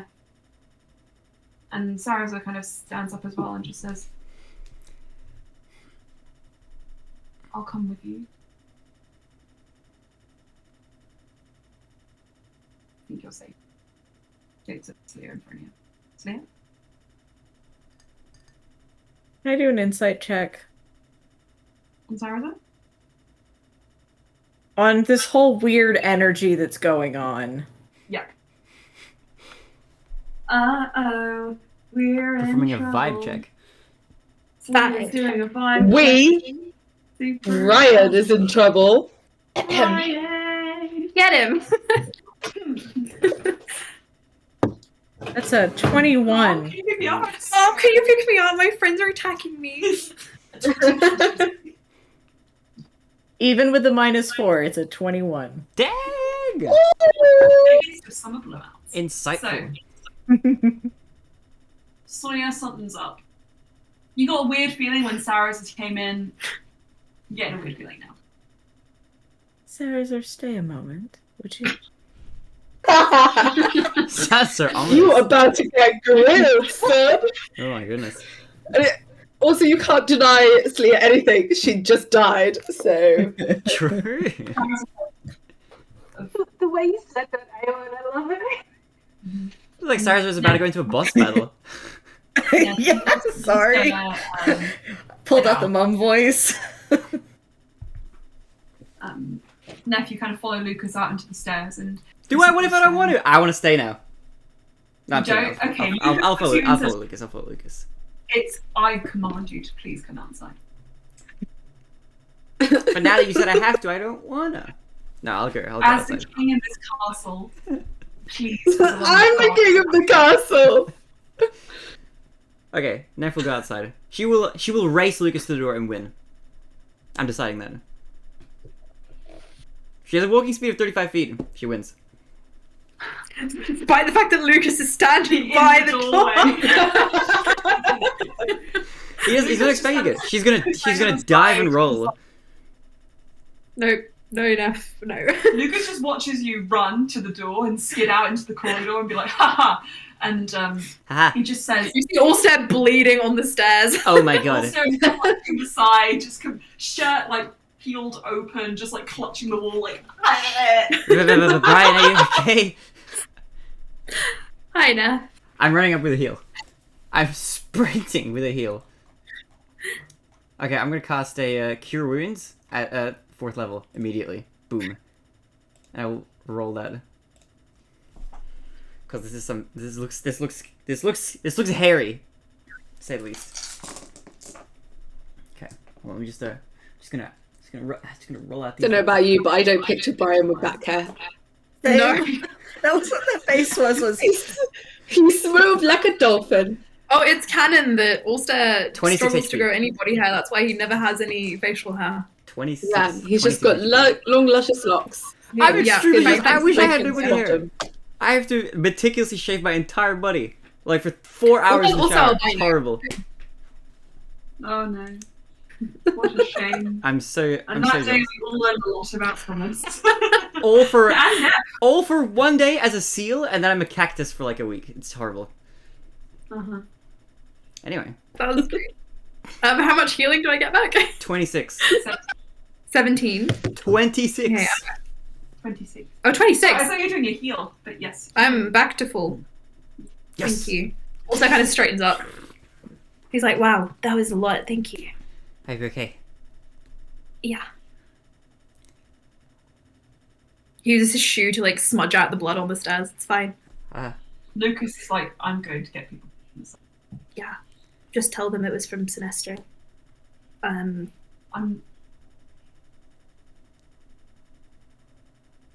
Neff, make a perception check. Okay. As you're healing Ulster. As Considering of- it's a touch spell. Okay. Perception. Okay. My dice faked me out. It rolled to the 19 and then rolled back to the 3, which ends up being. No, you have no idea what's 6. happening. It's a but 6. Ulster's just bleeding from the back, and it's a natural wound. I'm just focused on healing Probably our got boy that. right now. Yeah. Well, that was very, very kind, Neff. I have things to do, places to be, people to see. Please give my best regards to Sleia, and I will talk to her in the morning. Okay. Can I insight check Brian? Yes. Okay. 3. It's a really good roll for the first time this Oh, campaign. good. That's It's a. What on earth is like 27? Neffy's what's that? through you right now. Allstar is being honest. He looks like he really wants to go find someone. I think Neff is inside checking to see how he's reacting in reference to Sleia, I guess, or with regards to Sleia, given the circumstances. He's definitely been avoidant of going to see Sleia, Mhm. but you get that rather than being like he doesn't want to see Sleia, like he doesn't like Sleia, it's more so that he genuinely seems to want to spare Sleia this situation for as long as possible before he will tell her. Okay. That's kind of the vibe I get. She will nod in. Neff will nod in deep understanding and let you flee. I'm going to go find Gerald, Lucas, and then I'm going to bed. Lucas just says, "Where is he?" Gerald? Yeah. He was in my room, but his room is like up there.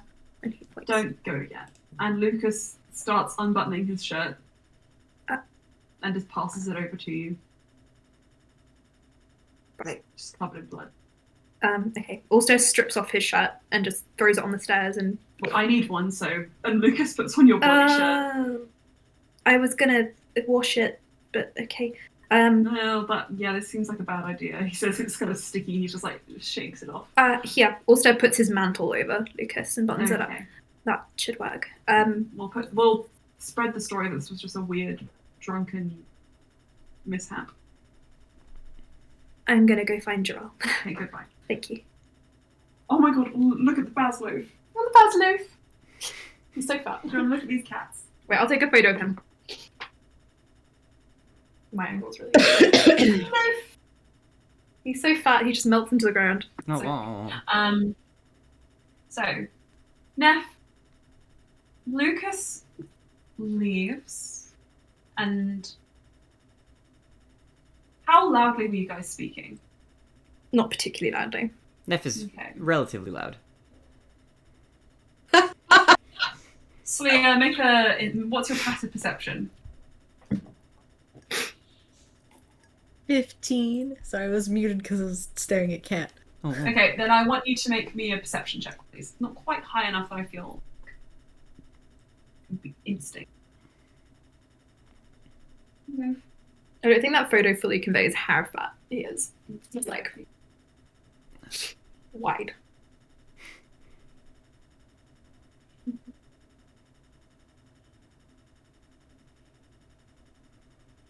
Slia? 14. 14. Sorry, I was Yeah. doing extra maths. You hear Neff's nasally tone, but nothing else. yeah. So,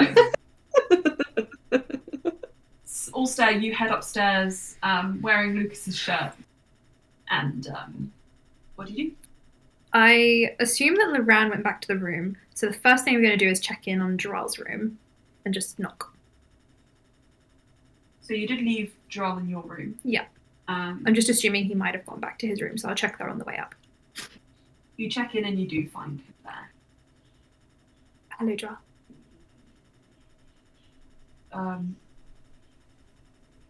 Hello. I just came to really briefly talk to you. He slips inside. Yeah. Please do. Why Wait. are you changed clothes? It doesn't matter. I spoke to Karul. And What I'll did make. you say? He gave us some information about Eldrelith, and I decided to barter not a massive contract, but a small contract in order to receive the rest of the information.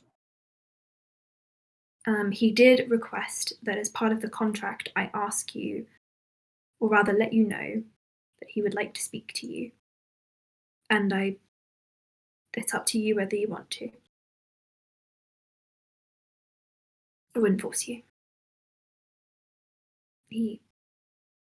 He's in his contract now. I'm not leaving him out.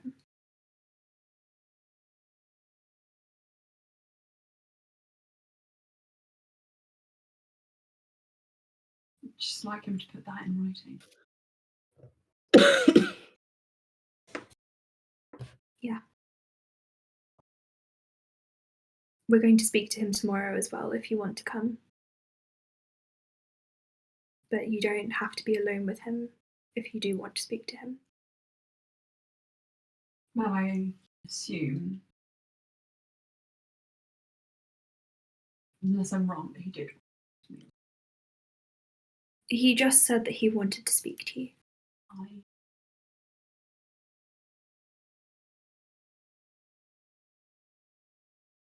I won't go.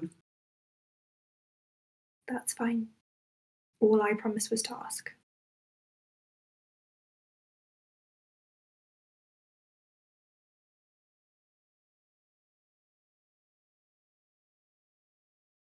Did he look any different from what you'd expect?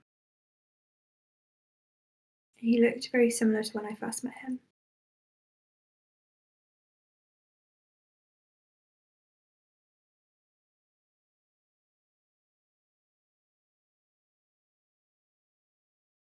Yeah, I remember. I asked him not to go.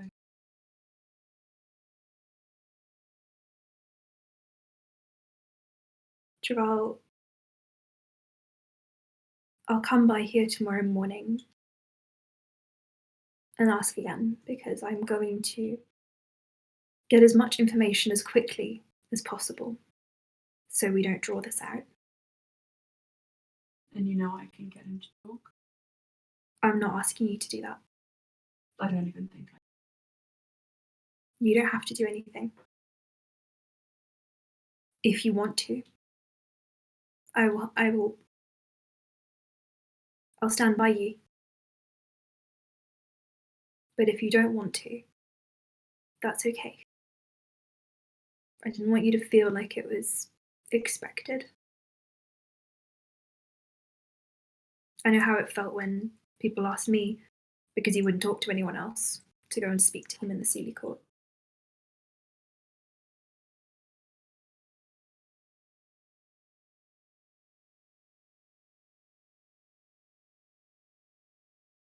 If he's anything like he was then, I don't want to see him ever.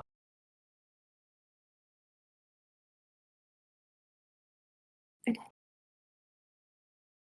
I'll see you in the morning regardless, just to check how you're doing. Do you need anything?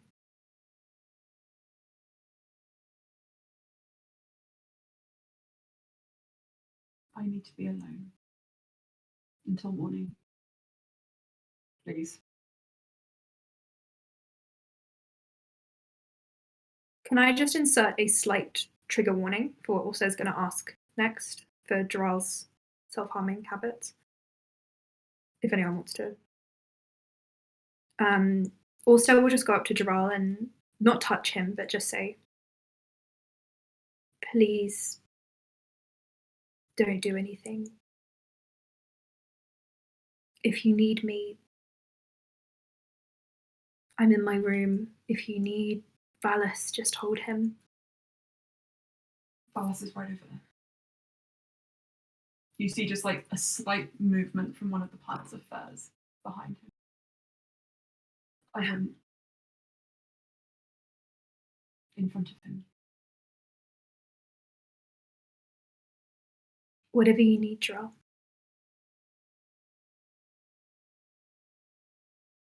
Really need to be alone. Okay. I'm sorry for disturbing. And Ulster will take his leave.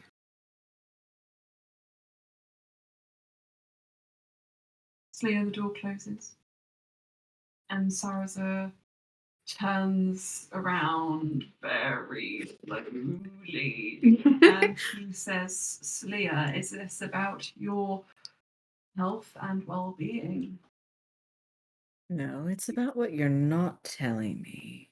Because I'm an open book. Usually, yes.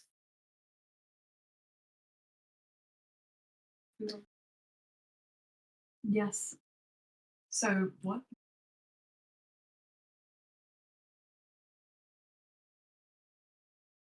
Please don't lie to me. There's something wrong. This music is ominous, Emma. Everyone tiptoeing around, and I don't think it's about Sinestre. Saraza keeps a hand on the door and just looks down.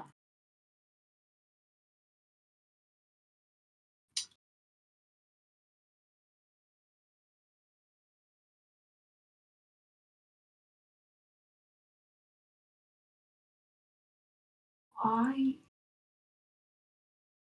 don't want to tell you, Talia. I feel like I should, but people have told me not to. Oh. And I've decided now that it's not mine. If you need this information, ask for. Right. Ask for someone else. Ask for the king. I did, and you wouldn't send him to me. So clearly, Ulster has done something. Pursued. Why are we talking to each other like we're on opposite sides of something?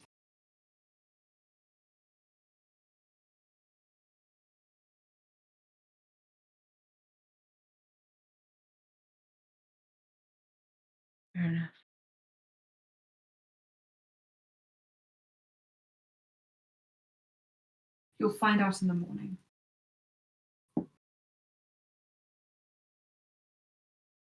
Ulster's done something.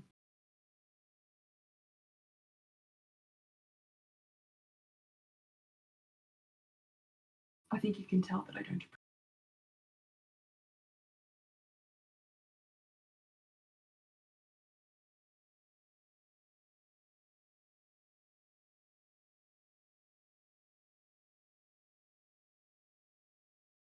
Is it something he's ashamed of?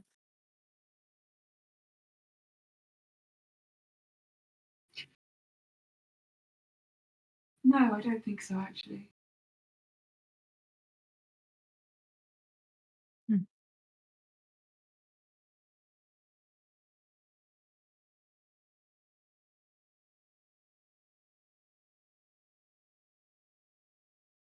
But it's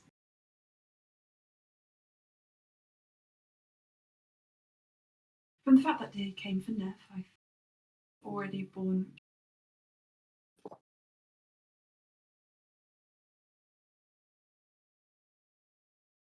bloody fruit.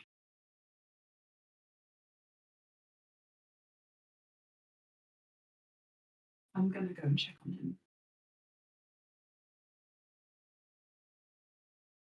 No matter how much I disapprove, I don't want him dying.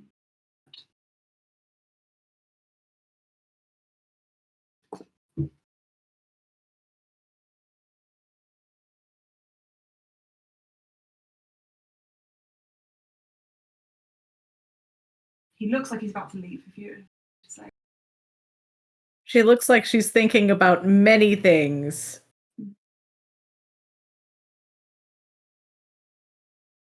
And just processing.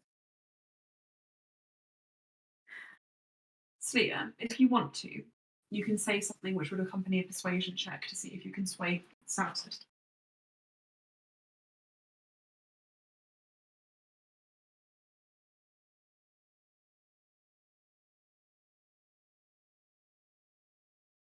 I really don't appreciate being kept in the dark.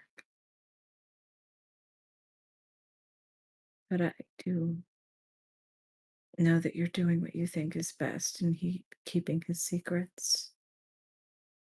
I don't hold that against you.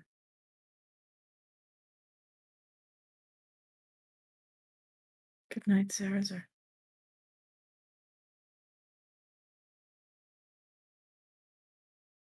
You want to roll a persuasion check? Not really. Like, that's...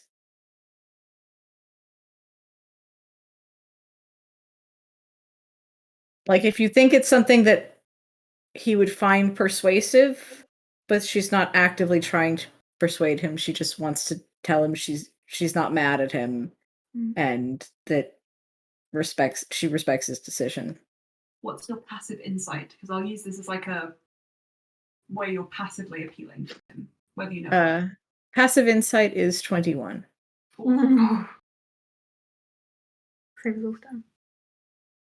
He just stops at the door and seems like he's almost holding himself up by holding himself. Just stands there a minute, two, before he says,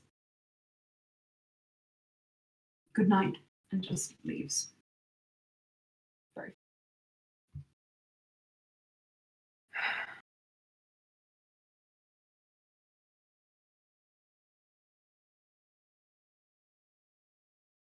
Brinia just kind of stirs beside you again.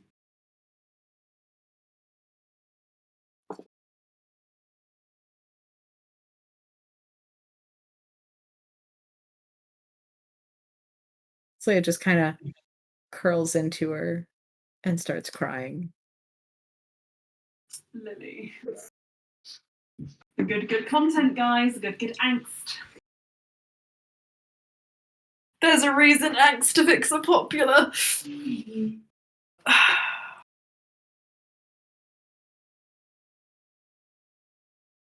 Okay, Cass. After your night crying your time crying in the garden, Are you heading back to the party, or are you doing something different? No. Cass is done with the party for the moment. Okay. I think she is contemplating. I think she's torn between wanting to just stay and sleep under the tree, under like a bed of plants, but also feeling like Freya has just kind of abandoned Freya. Mhm. So I think she wants to just stay under the tree alone, but she also knows that she should go find Freya. So I think that's what she'll do. I think you know that Freya likes to sleep exposed to the sky if she can. So honestly, your first instinct is to just look out the window. So maybe a perception check. La la. They're loafing together. Loaves. 2 bread loaves. Is the garden like undercover then? Oh yeah, of course it is because of the snow. It's like in Yeah. a room, isn't it? It's like a greenhouse. Greenhouse. That was on the edge, so I'm gonna roll it again rather than picking. It was like right in the corner, and it was like caught between an 11 and a 4, and I was like, That's fine. well, I know which one I would pick. So that is a 23 for Okay, perception. so I think after about an hour searching, considering the size of Vice Palace, your feet is so are dragging behind you, you're absolutely exhausted. And you stumble across Freya, kind of camped out in one of the alcoves along the kind of side of the room where the wedding happened. There's sort of like courtyard. And she's just tucked up on the floor against the wall, just watching. No bedroll, nothing, just staring out at the sky. Mm. And when you come and sit next to her, she just says, you look like you need a bed. If I'm completely honest. You're not wrong. You're right. It's been a bit of a bad night. Yeah, no shit. Are you okay? I've been drinking. Do you want some? Jealous. Yes. She passes you her water skin, which is not filled with water. Cass drinks long. How's your friend Ulster? Coronation kind of ruined, I assume. Don't know that bitch. Never heard of him. Yee. Friendship with Ulster ended. Oopsie.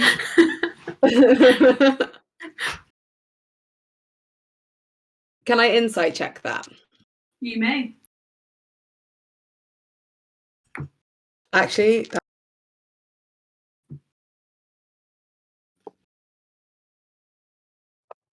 You muted yourself accidentally.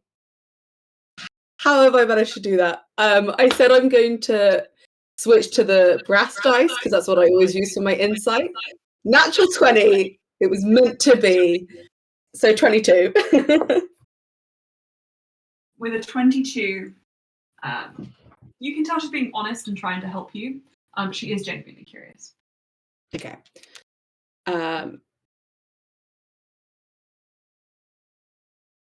Could we maybe not talk about Brian?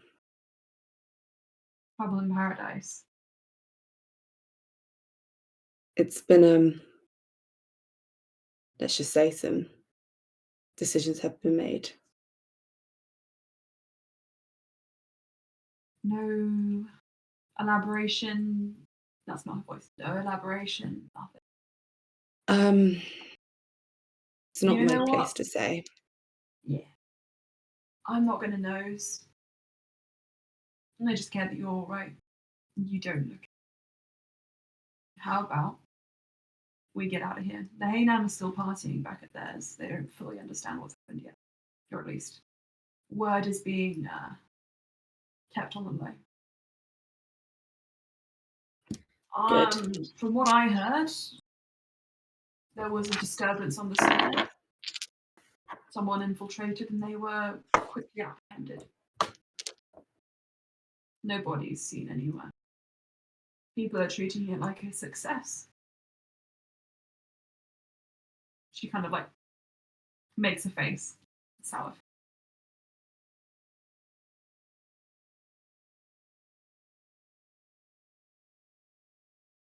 So, was there like a question in there? No, she's just or stopping to she's see if you have anything to say to that. I'll tell you everything I can tomorrow, but for tonight, I would rather think about something else.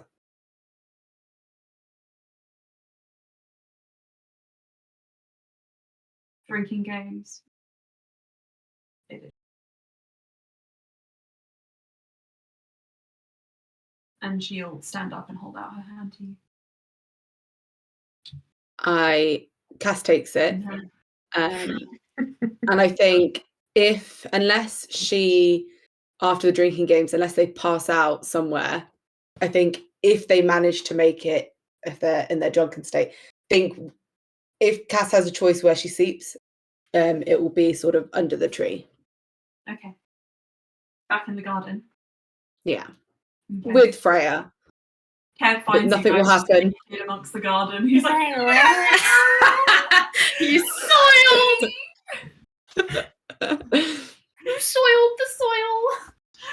I will say, as much as it seems, no, I don't think Cass would do anything there, because I think she would just cuddle. Yeah. For that. Not because of Kev, though. Sorry, Kev. Not for your sake, Kev. Not for your sake, but for my mother's. Cool. So you guys, you guys can head off to the Hainan camp. And just for the sake of, we're doing a shorter session, good times are had, drinks are drunk. But as you go, you kind of lose a grip on the party and the surroundings. And just as you're leaving, you do get the impression that, at least to the leaders, to Sandor and Petra, the truth of what's happened has reached them. And they are no longer participating in the festivities. And when they stop partying, the rest of the tribe are quick to follow. So, with that in mind, Ulster. It's me, everyone's favourite party member. Wow. What are you doing next? I'm On your going to bed. trail of chaos. No! I am going to bed. I'm going to sleep. I'm going to say hello to Loran. Hope he's good. Yay.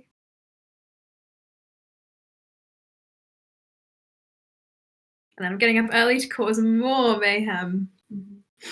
I mean, good political decisions. So, you head up to your own bedroom and look at that. I know, so cute. You head up to your own bedroom and you see nothing inside. There's the bed, unslept in as of yet. You see balcony doors closed, bathroom door, wardrobe doors, and then another door. Isn't space. With a faint light falling in front of you. I'm going to go knock on the door. Okay. As you knock, you realise it is just partially open, just a crack. I will edge it open. You see Shoan. You see Zarina. You see nothing else. But more doors and corridors. No Loran. Loran? Make me a perception check.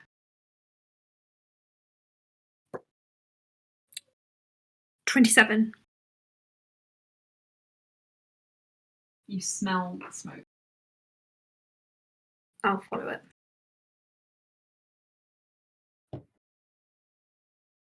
Just as Sorelleras has a large open space in their mansion, as too does Loran. Sobek did as well. Training area. Loran's is filled with, or was filled with, woodland trees of some kind. Ones that you have seen before, probably styled after the Hanging Gardens of Viserys.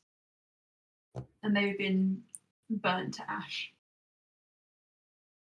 To white paper that just kind of like drifts and disintegrates in the wind. The fires have burned out. Just about. Some piles are still glowing. And Loran is just sitting in the middle of them, with Sorelleras's blood still on his fingers. Loran. He just looks up. And without turning around, he just says, I don't feel very good anymore, Ulster. Also kind of makes his way over. What can I don't know how to make this better.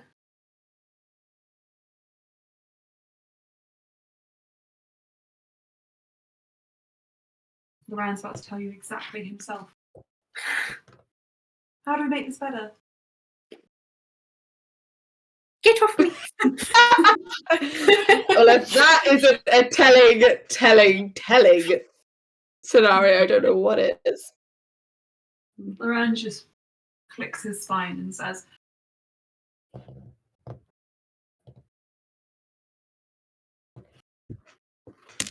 Ulster, the more you want to save the world, the more I want to see it all gone. The more I want to run away from it. I'm this close to taking you out. Whether you want to or not. I'll admit that. Loran, I have a responsibility.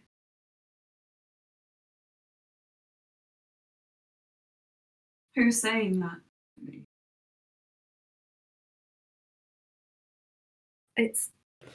I am. I'm sorry, it's just that you're acting like a king, aren't you?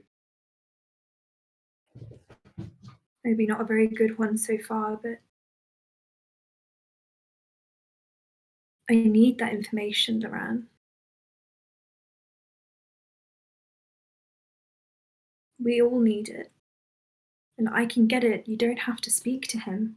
We didn't need to do that, Sven. We did not.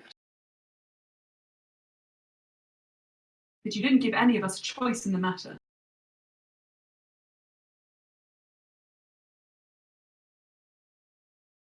Especially not me.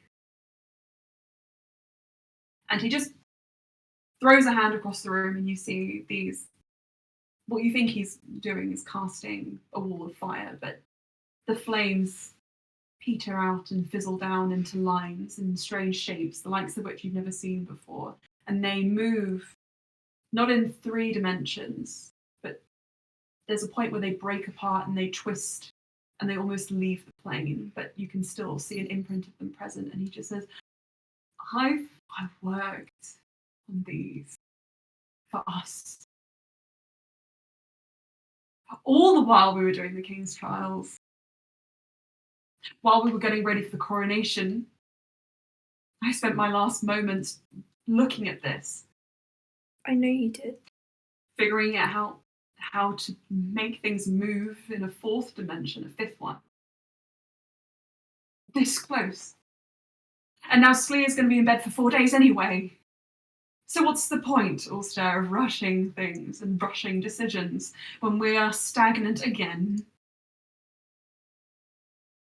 Because let's be really honest, you're not acting like a king, you're acting like a machine. that just keeps doing things and can't stop doing them over and over again in the same kind of way. And I think I might have been like that before. I'm not now. Is he okay? He's fine. Cool. Lala always lands on his sleep. Yeah, he does. All cat throwing is consensual cat throwing. Oh, he loves being thrown. He does. Mhm.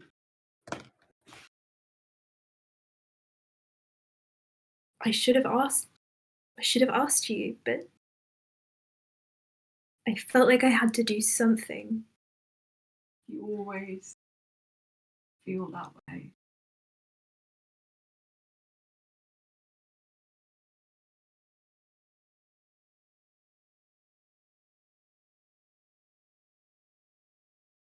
I don't know what I can.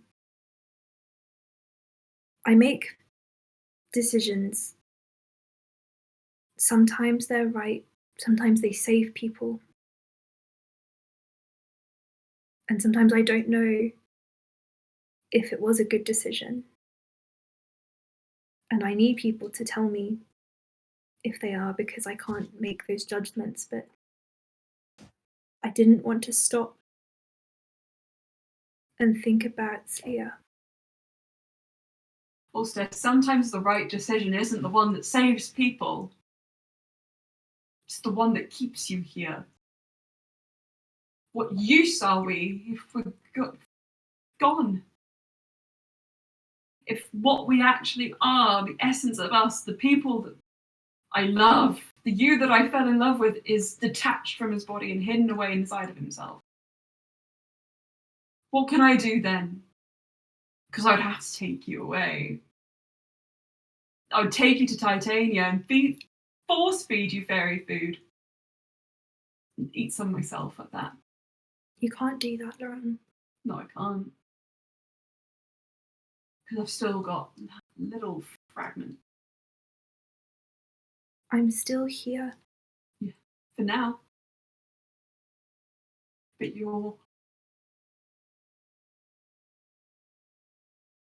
I know you. I know how you work better than anyone else. You need connection, you need love, and you need friends. You need me, and I need you. But if you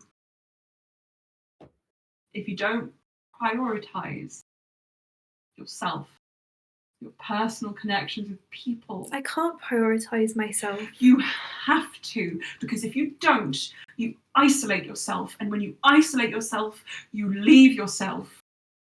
You go away, even if you're present, you're not fully here. You see things that take you out of the moment. And I feel you getting further and further away, Ulster. I don't know what you want me to say. I don't. Tell me how I can make it better while still. Noran, I need to do everything I can. I do.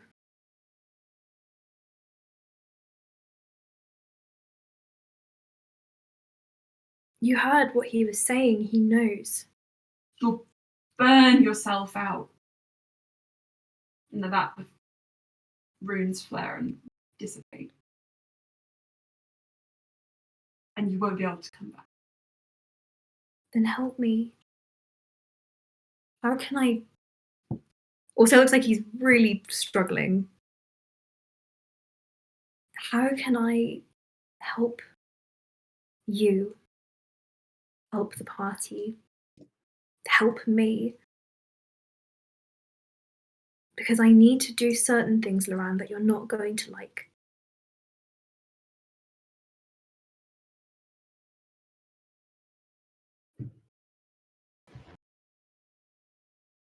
I might be selfish, so I know that.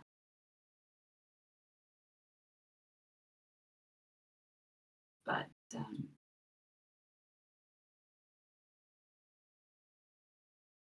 I'm not just thinking of myself when I say personal.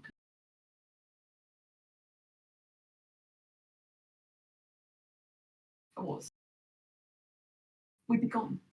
Because I wouldn't care about the party. But you do. I do. And they care about you. So, for example,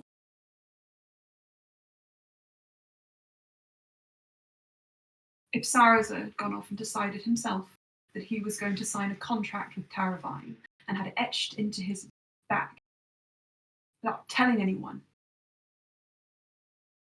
just walked alongside us as if nothing had happened, what do you think we would have done? What lengths do you think we would have gone to rescue his soul? How many more days would it add to our journey? How much more kindness and time would it need to heal him? But we didn't. So we talked. I know. Slea's death hit you hard. But please don't make decisions like that again. Not in that way. I don't care the consequences, really, not for everyone else. I don't care. I just care that you preserve the connections you have with other people, with me. Can I insight check Loran? Yeah. 28. Sure. What are you trying to find out? He seems to be. Something seems to have changed in Loran, in the way he's speaking. And he's talking about the party, but he seemed to be very manically concerned with single things. Mm-hmm. So I'm just trying to gather his mental state beyond the obvious not good. Oh, good, bad. You get the impression that he doesn't want you to isolate yourself, because if you do, he's going to lose you. So the best solution is probably one which ends with you promising not to make a decision like that again. Ulster kind of massages his temples, and then he'll just kneel down in front of Loran where he's sitting. I will stop. In the future, I will stop, and I will ask you, and I'll ask everyone else. I've already signed the contract with Karul, but we can do it in a way where we talk about it and discuss our approach as a group. I won't go by myself. If he does anything, I've already said, I'll put him back and wait and come up with another plan to approach it.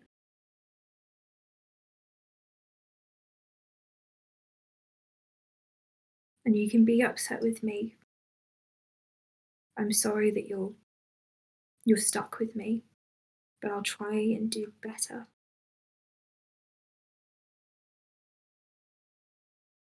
I'll try and do better so I can prioritize what Lucas calls my martyr complex with my personal relationships. Because I know I couldn't be a good king or a good person without those. No.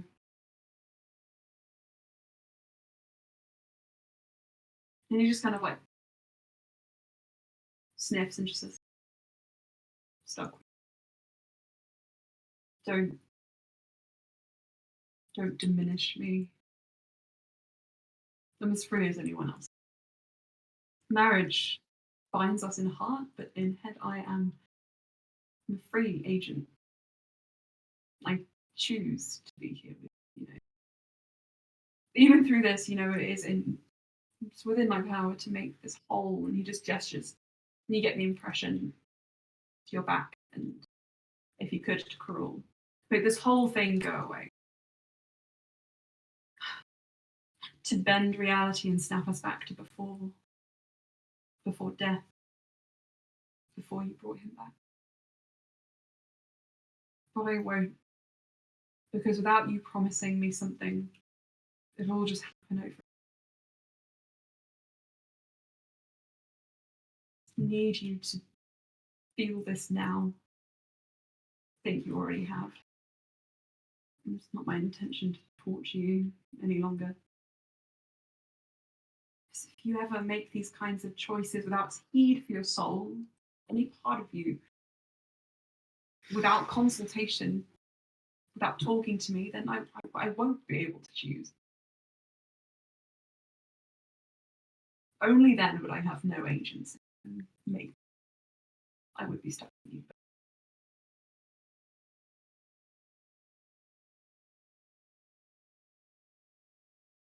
I love you.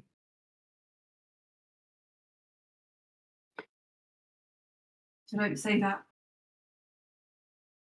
And don't take away my choice, because you know I hate that more than anything. I could never hate you. It's not something I'm capable of. And I would burn the world to prove that.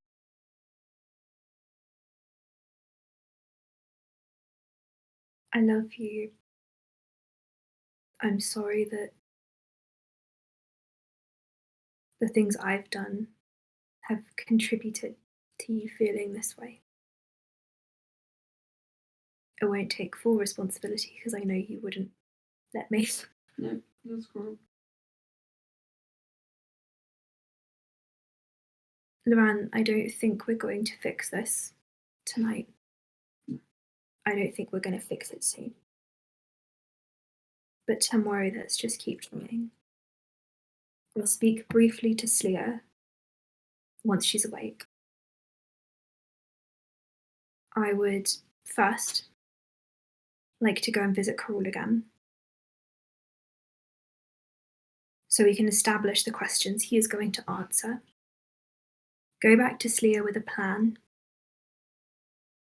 her recovery plan, going to Eldrelith, and eventually getting out of this. When we go to Feyways, Melas, we're surely almost there.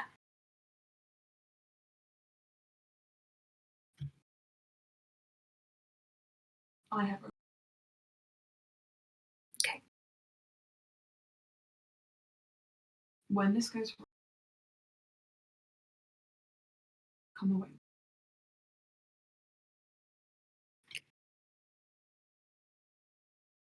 Emma, would you repeat that? Yeah, It's when very this goes wrong, come away with me. It doesn't have to be forever. Neff doesn't seem that bothered about Osha anyway.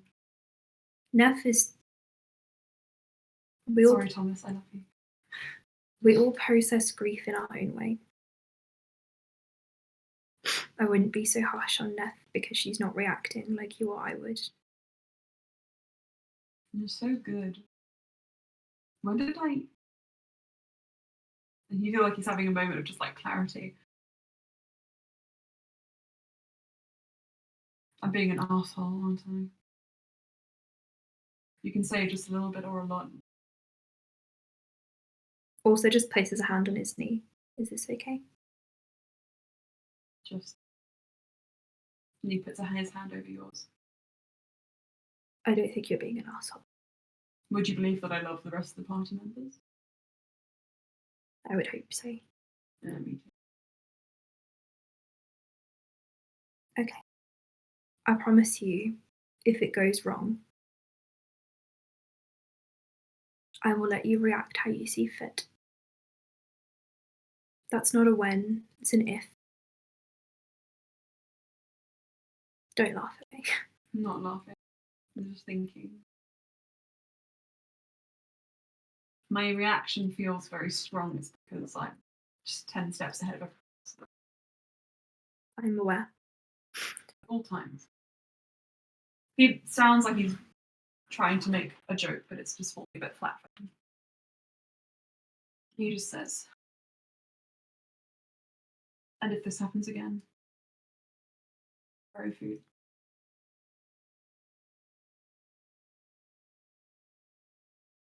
Let's go to bed. And if you wanted, or I can ask a servant, to message the party and just let them know that I'm planning the stages with which we're going to handle this situation in the safest way possible.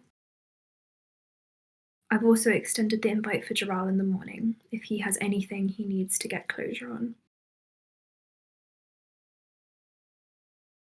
But for now, I think all we can do is sleep.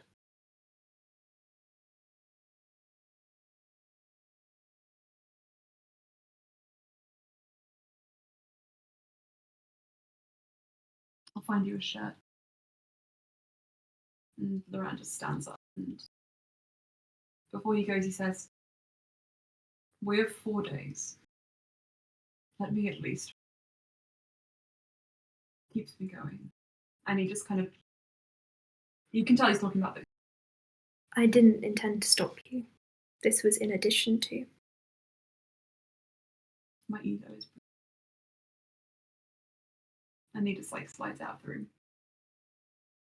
Also slowly trail his way out past the 2 doors, which he'll rest his hand on, and he's gonna go to bed and wait for Laurent. As you rest your hand, the flowers just automatically bloom to your touch, just knowing it's you. So it's gonna go to bed. And I'm gonna go to the loo. Anna, do you need to go? Probably. Maybe. Yes. Thank you very much. I Good luck, Anna. I'll see you on Tuesday. thank you. Good luck. Oh yeah. Good luck. Thank you. I look forward to watching this back whenever I have the time. That's okay. Bye, darling. Bye. Thank you. Thank you. Bye bye. Fair enough. Bye Bye. I'm also going to go to Lou, and then we'll wrap up around in about 30 minutes, depending on if you guys want to do much. I'll get a tea More refill. than that. Yeah, I'm just going to go to the loo when Lily's done. The cats are loafing on the ground. It's cute. I told you it was going to be okay. No. No.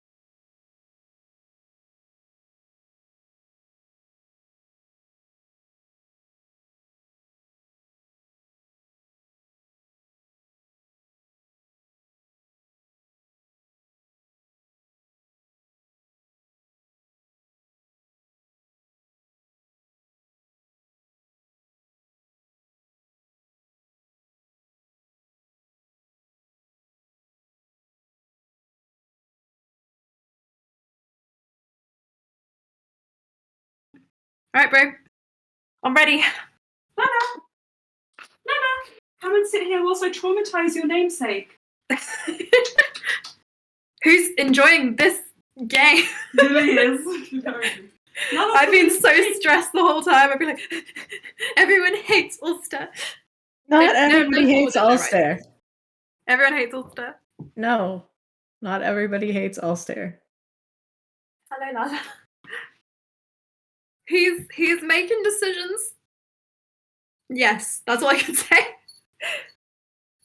Why does he do this? Because he doesn't like to be picked up. I know, but I love to cuddle him so much. Yeah, but he likes cuddles when He you're likes lying to be down. cuddled at night and not touched at all during the day. No, he doesn't like to be picked up. Yeah, that's He likes it if you're lying down. He can jump on you yeah, and cuddle you. that's true. But he hates being picked up. That's an Abyssinian thing, though. Yeah, it is. Gerald, and thank you. Gerald's reaction to this has been what's fueling our fixation for the last 2 weeks. There's fics, guys. That we have fics. We've written 3 5,000+ word fics about this whole situation, of which we had to heavily edit one to send to you guys. You already have it. The other one is real neat. The bull fic. Oh, I love that one, yeah. I love the bull fic. I keep rereading it. It doesn't. It's not spicy at all. There was one spicy fic and the other ones are fine. Yeah. Georgia, Tomasu, Georgie. Georgie. Also, I have some cool, exciting news for y'all. News. Yeah. Yeah, that's what I was I'm gonna be starting my first campaign. Oh wow! Wow, Really? when? Thursday. Ooh. So let's say Emma, the Pebble Posse group. It's the Thursday group. Oh yeah. So we've been rotating games, and they were like, "Aylin, when are you gonna do a game? When are you gonna do a game? Come on, Oh, that's so fun. we've heard about your world." And depending on how it goes, and when we finish the DC, if Emma, if you would like to alternate weeks, so you're not pressured of doing like the whole campaign every week on your own. Oh well, I was gonna invite some of the people to do some people on the UK time to do one of the campaigns as well. So many campaigns. Because my thought was I was going to do alternating ones so that we could do one for people on a UK time zone, so that we could sort of have a bit more flexibility, and one for all of us. But on alternating weeks, so that the idea is anybody who wants to join in can join in. My natural hair colour. Wow. Wow. Really? It's coming back. Oh my god, I just punched Emma in the face. Okay. Come here. Honey, come here. Oh, Emma! Okay. You just punched yourself in the face. The DM has been killed. She's fine. Oh. Emma's fine. The DM is dead. Long live the player. I win. That's how you win D&D. You kill the DM. What a finale that was. You make them pop their booty on screen by mistake because they're cuddling. Oh, you can't even see it. There we go. Georgia, come back so we can wreak more emotional havoc on you. You specifically. You specifically, Georgia. How How are we feeling out there tonight? Not feeling good, say Loran, Saraza, Gerald, Valis, like Lucas, Rolme, Sharpistol, Leander, Zarina, Icy, Farinia, Pico Taro, every NPC. I will say, after speaking with Karul, Ulster's going straight to Slayer after giving her a good old lie-in. And he's gonna be like, you know what, Slayer? I did a thing. It's pretty terrible, but there's a payoff. Guess what? Come actually tell Slia this, and then we'll find out how she reacts. Okay. I'm excited. Georgia, come back so we can get this. Georgia has died. Oh, Yay. welcome back. Yay, Georgia's back. Hello. Hello. Hello. Sorry. Are you ready? Yeah.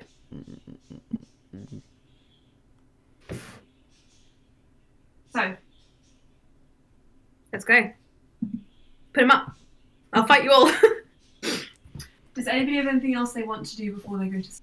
I want to fight Brian. No, I'm kidding. I'll go to sleep. So please roll initiative. My question is, if possible, can you guys tell me where you sleep? Sleer, I'm assuming you don't move. Yep. Nope. She goes to bed crying in Fernia. Crying! Fernia. Yeah. Yeah. Okay. Domash, where does Neff sleep? What are her options? The Hilton, the Holiday Inn. No. How much money do you have? How much money do you have? Yeah, you have nothing. That sounded really rude. I'm sorry. I'll sleep on the floor. I'm literally roasting Neff throughout this whole session. I'll sleep underneath the staircase. All right. Thank you very much. Okay. There's the room that you share with Bluey or Cass fairly often. Mm-hmm. You could stay in one of those. You could stay in Allstairs' room. You go find Gerald and Valis and stay in their room if you want to. Can I? Stay in Slea's room. I'll sleep in Brian's Yes. room, but I'll sleep under the bed, hidden away from prying eyes. You can't get into Allstairs' room. Okay, you try the door. I want to try get into Allstairs' room now. Can I knock? No. No, You hear Allstar from the bed say, "Go away." Okay, I would like to climb outside through the windowsill. No, you don't, Neff. You really don't. All right. Go to bed. Gerald's room it is. He probably needs some You're gonna comfort. get stabbed. F, do you knock? I do knock. I did. To be fair, but what in the process of him having a knife inside of his chest or torso, I did take it out and heal him. You knock. That did happen. There's a shuffle, and then the door cracks open. You see a single red eye. Hi. I'm probably looking. Never's probably looking up like this. What are you doing here? I thought maybe you could use a bed bunk buddy. I don't want one. He starts to close the door. Wait, no. What do you say? It's What? for your own protection.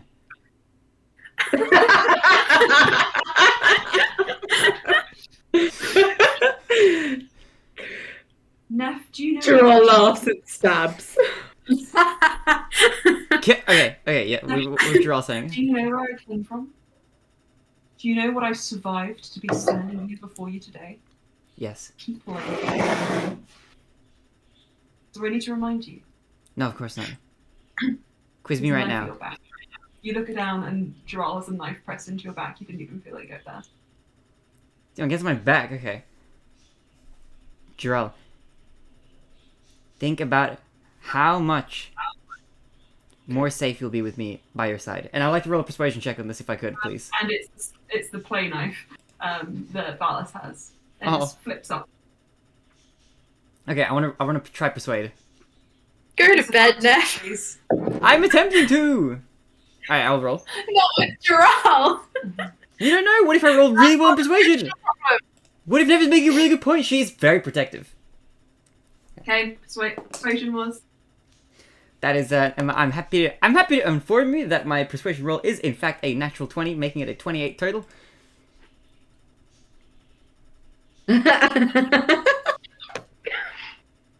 Neff looks sincere. I'll even sleep underneath the bed. Please. Sincerely wish for you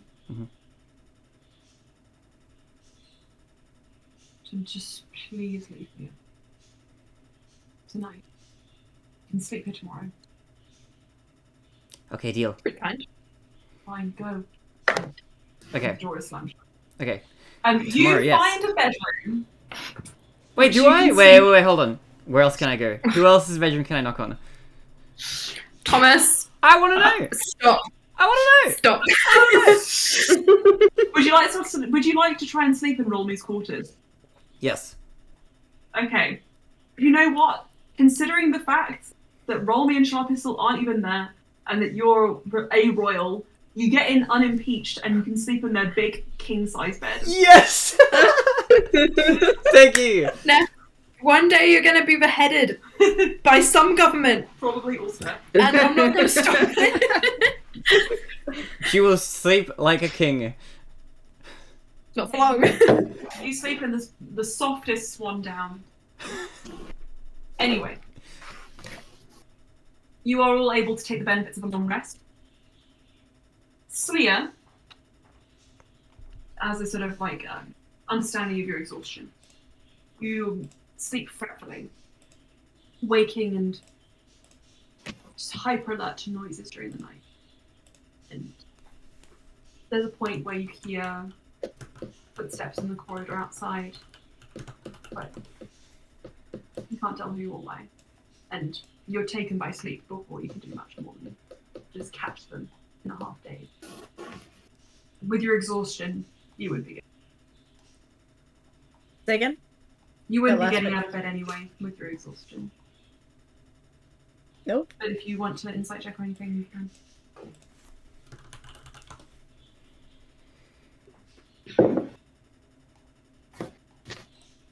Wait, on the noise?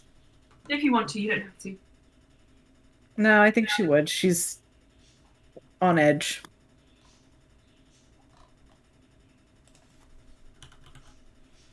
It's a natural 20. The pitter So a 31 minus Three. minus 4. Oh, sorry, yeah, you've not got it all. It's the unmistakable pitter patter of tiny, as of yet unpracticed drow feet. As Valis is just scampering around. Valis, go back to bed. The bits that stop, and then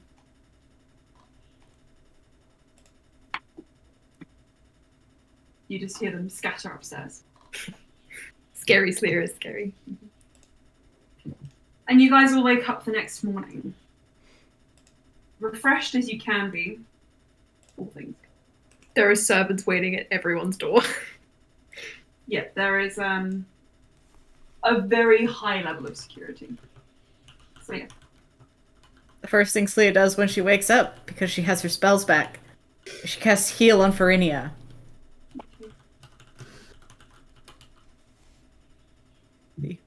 You feel Life that. is priority. Oh my god. It's a bit difficult to it's a bit difficult to fully grasp whether or not this has taken away what Elijah put there. But Did she do a medicine check? To see if it's had any effect? Yeah. Okay.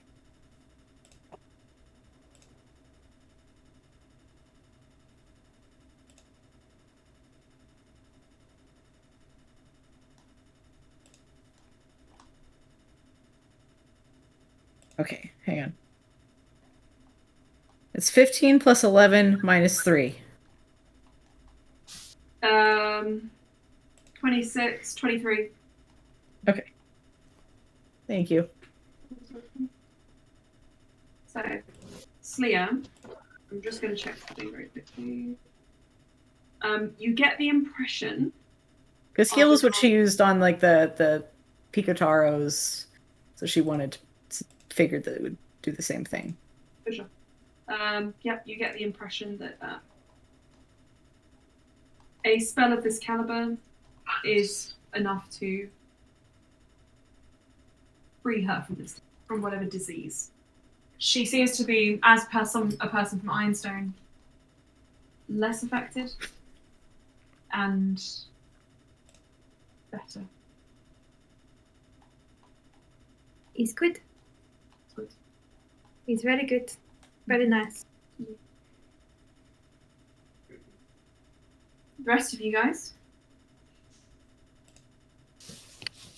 I'm going to send a message in the morning. Orso's up very early. Probably before most people are awake. He gets up at like 5:30. Okay. What's your message say? It'll just be a message, including to Joral. There's someone waiting for him. We are going to work out an agenda with Karul. Again, you are welcome to join. If not, I will see you at breakfast. Orso. You guys ready yourselves, put on your clothes. Cass, did you say you wanted to sleep under the tree? Yeah, so I think Cass is woken by the message, sort of curled up with Freya and one hand on the spot where her mum had appeared. She looks at Orso's message and is like, Do you leave Ulster on red? She does leave him on red, but she will go. And Neff, do you also go? I think so, yeah.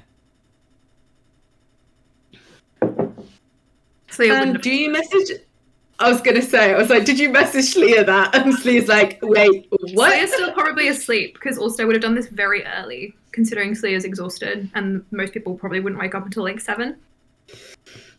So, Ulster, Cass, Louis, I'm going to say as well, Neff, and Loran. So as Andrada come. Well, no, first of all, you guys will get yourselves ready and head to a meeting point which you would have prescribed. Also, as you head down the stairs, thinking to knock on Dral's door, not having received a message from him in response, you just see him leaning against the doorway, shoulders crossed, and his eyes firmer than before, a bit more resolute. Morning. It is morning, yes. Ulster would have his hair pulled back in a very severe braid, so a bit different from usual. We're going down. Will you be joining us?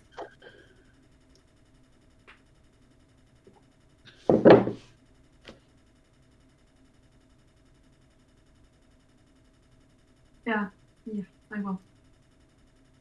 Okay. Ulster will lead the way down the stairs.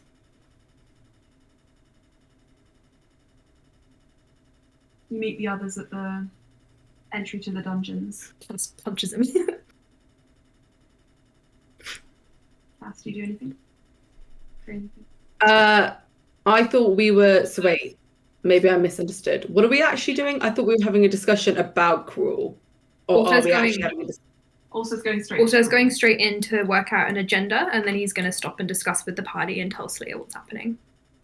Right. In that case, no, Cass isn't going. Okay.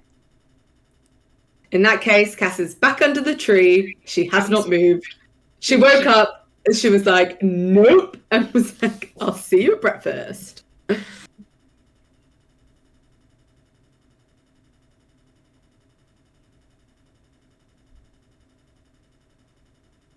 Louis, Neff, Ulster, Loran, Dral.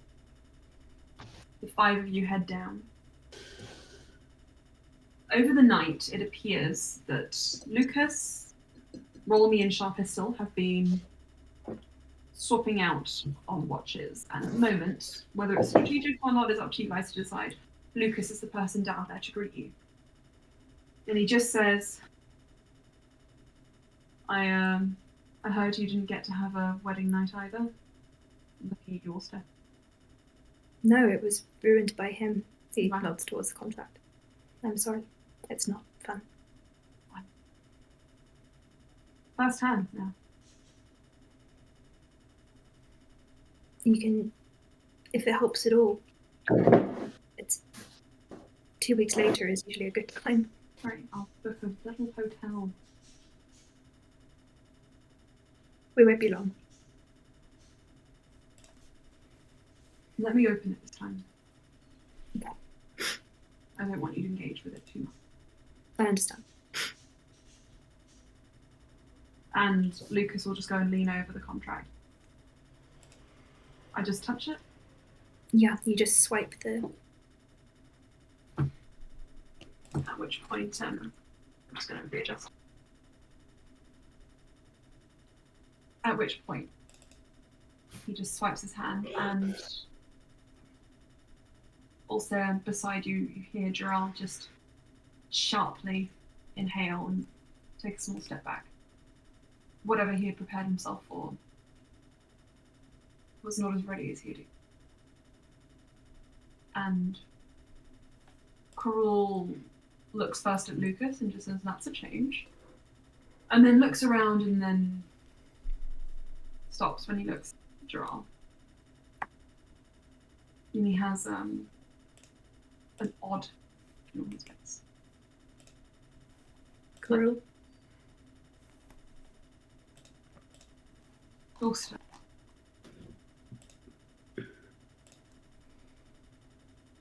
How are you this morning? I have another chance to stretch my legs. Also looks around the small cell. It's a shame. We've come to work out an agenda, or at least have one in place for the information you're going to reveal to us. Coral nods, and have you guys entered the cell, or are you on the other side of the bars? Also in the cell with Lucas and Droll, I think.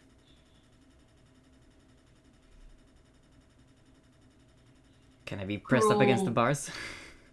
Yeah, you can, yeah. Coral kind of walks the length of it, sort of stopping in front of each of you. And when he reaches Droll, he just raises a hand and passes them through the metal bars and just says, "These are fairly wide. Anyone could."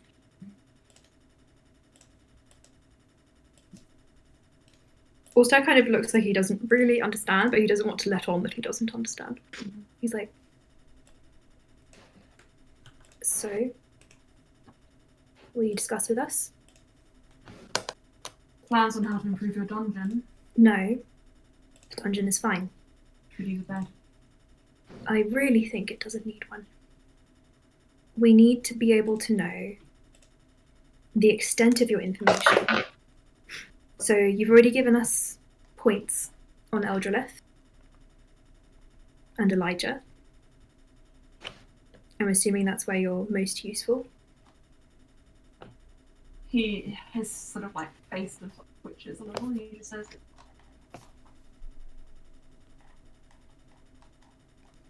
"I suppose." What about Melas? Are you still see something before? Vaguely, yeah. He's just kind of working out what he's going to be asking. Melas?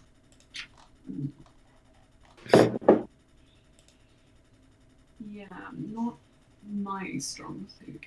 Okay. Pay Knight.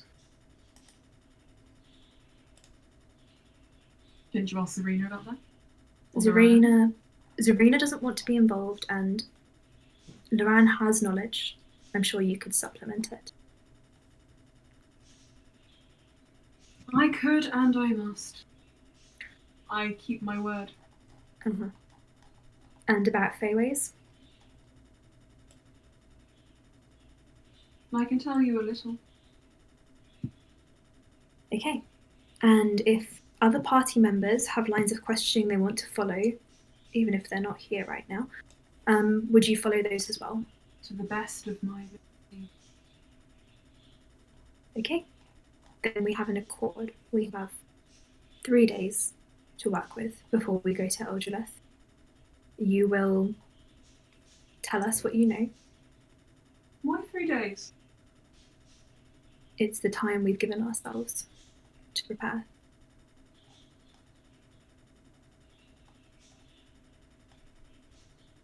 Okay. So where should I start? Anybody want to speak first? Also looks at the group if they want to say anything. Droll says, I have questions, but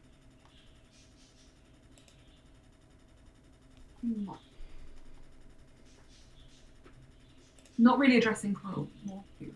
Okay. And Cruel just looks a little bit like, you won't even look at me. And Droll's just averting his eyes. Okay, then Joelle, if you want to cut in at any point. Cruel. If we were to go to Eldrelith, what are the first traps that we could anticipate being waiting for us?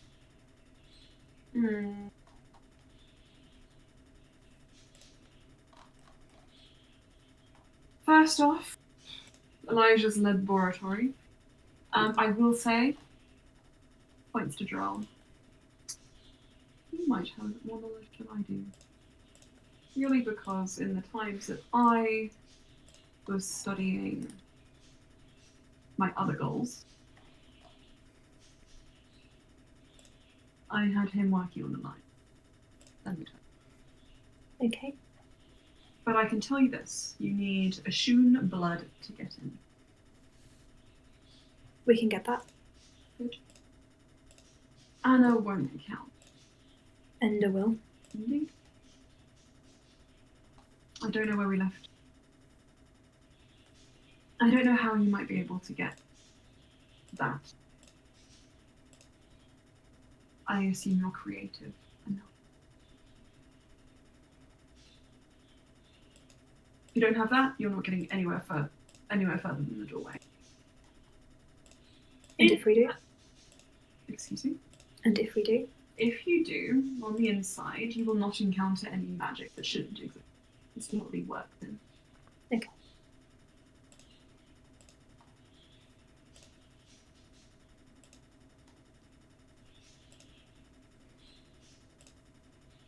Elijah, well, asking about Fey ways leads into a lot of avenues of questioning, but I will give you this. My plan was always to tear down the cloak of the Star Martyr, bring Tiamat back to his realm, except, of course, I was not being fully honest with Elijah. Elijah does not have any interest in creating anything. He wants to work with what is there and what is present and tangible. So for him, the ultimate achievement of his career would be harnessing the potential energy of the planes and tearing them open. Tiamat would be a trial run. I appealed to him on that. And that's how we became an alliance of sorts. For my own goals, I would need something a little stronger. Tiamat wasn't enough. I would need something that would completely raise the material plane. A sacrifice to build something better. What did you want? An ideal world which I could see from the mirrors of possibility. That's why I aligned with Alan.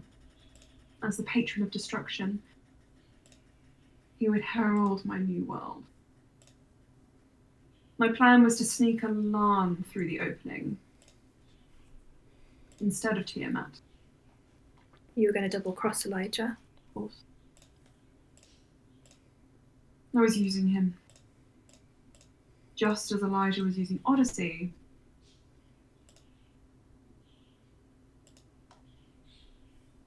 Go on.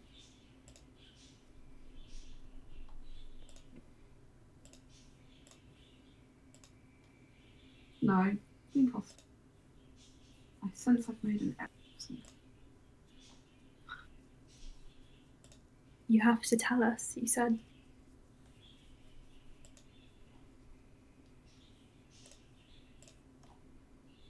Well,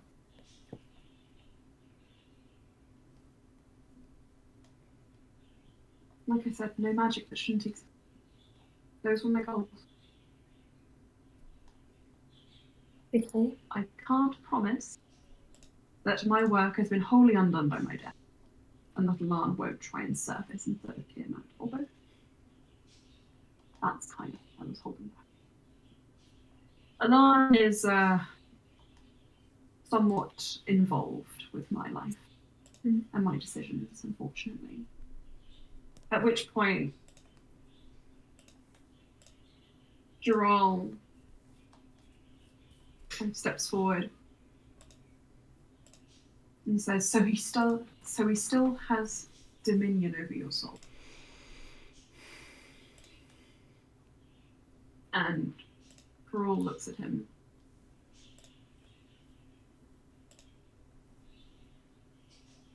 Unless he found a dragon related to my contract. Able to. And Gerald just doesn't say anything to him. You have to tell her.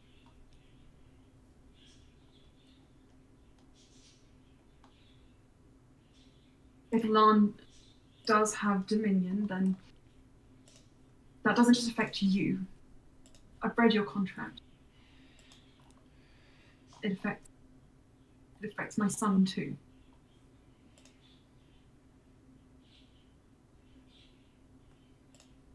Tell me honestly, what magic did you use to make him? How involved was Alan? What deals did you make?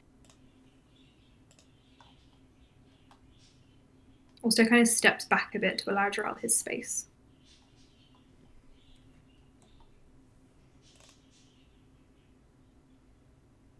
Cruel doesn't say anything. Looks down. You have to answer. Valis is part of our party as well.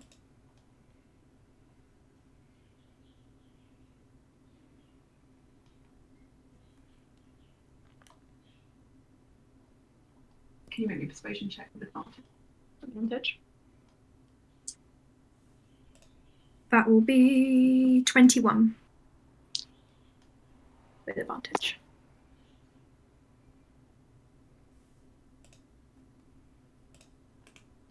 Does anyone have a passive insight over 18?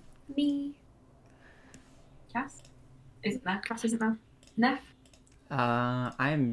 Yes, I have a passive insight of 19, actually. Nice.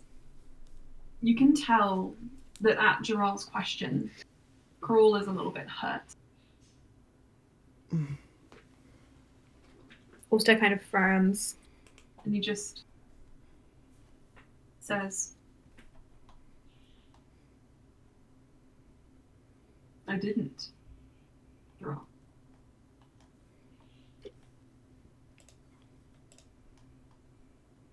I didn't use any nefarious magic to secure that.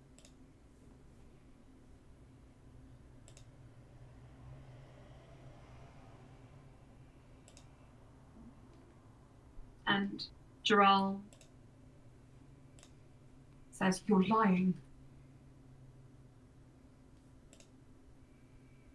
To which Coral replies,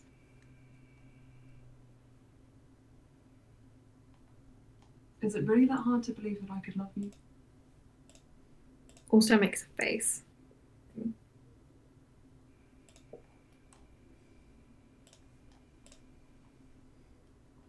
And Jarrell just says,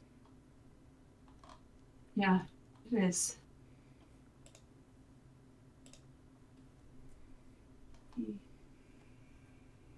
Nate steps back and sort of presses against the bars, and before you realise it, he's just kind of contorted his shoulders and bent them forwards and Jarrell. slipped through. And he looks like he's on the verge of a panic attack.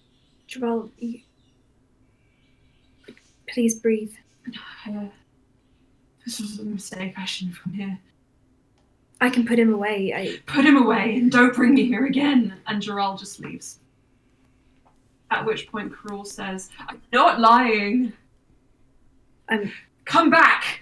And he starts walking towards the bars. Also is going to run to the contract. He doesn't want Cruel going after Jarrell. And he will touch it and close it. Cruel lingers for a second and stares down at you. And then disappears. And Cass, I'll say. Depending on where you stand, you just see Jarrell panicked, running out of dungeons. Oh wait, you didn't come down at all, did you? Sorry. You hear loud footsteps. You hear loud footsteps. Are they sad but assertive? They're really sad and they're really assertive. They're dominant and barren, actually. I'm just going to go to the loo real quick. I'll go over.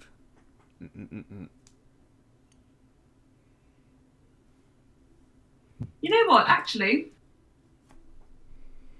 Jarrell knows about the garden. I think he would go there. I don't think he would go back to Valis straight away. So Cass, you hear sad and assertive footsteps heading your direction. I think Cass has been kind of, since Brian sent the message, she's awake and kind of like, God damn it, I wanted to pretend that life didn't exist for a bit longer. But I don't think she had necessarily gone back to sleep yet. So I think she's just sort of like looking up at the tree. So I think she would be awake when Gerald enters the garden. And seeing him enter, I think she would sit up. He's just heaving heavily. I think she would go to him and sort of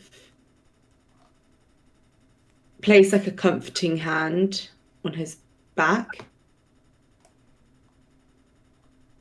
And I don't think she'd necessarily say anything, and she'd just be there for him.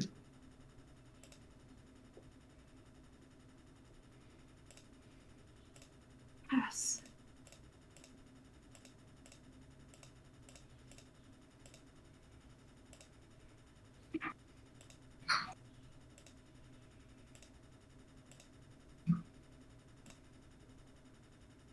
What were the terms of Ulster's contract? What were the terms? Just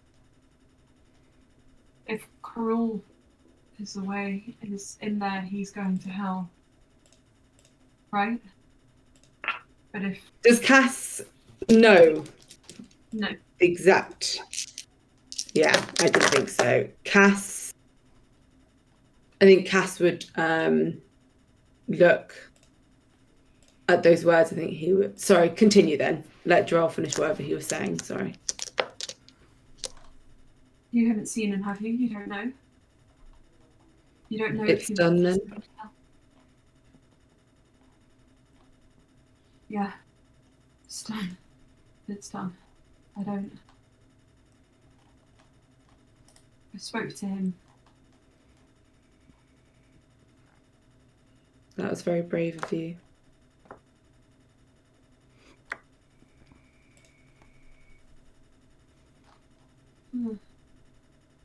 I don't feel brave.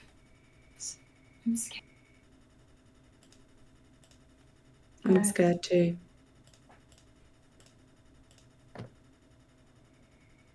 I always have been.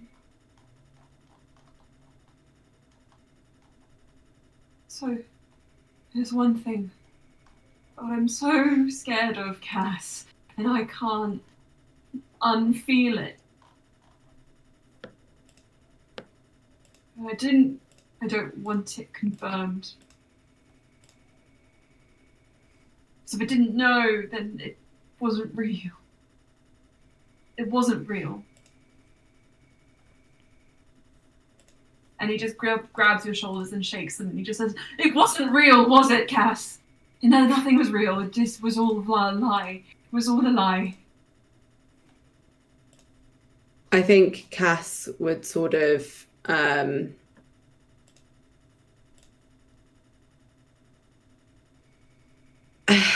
well, how is she going to react to this? I think she'd just sort of like look him in the eyes and just sort of be like, we're here with you now, no matter what.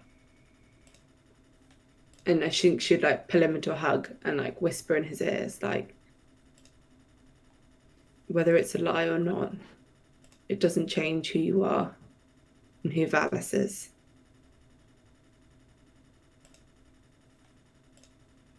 He holds you, but he isn't fully there. Neff, you and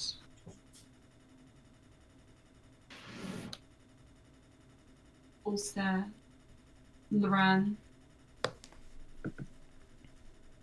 Yeah. In the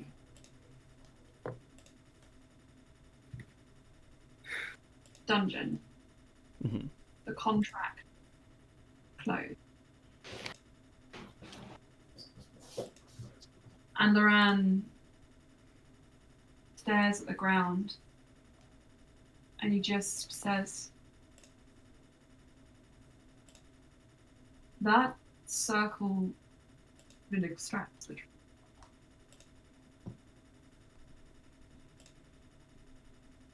Say again.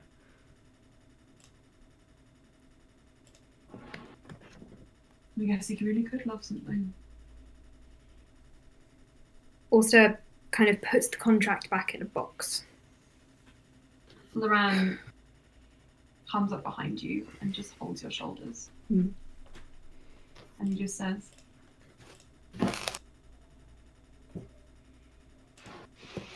sorry you had to hear all that. That didn't go how I was expecting it to. Loran kind of laughs and just says,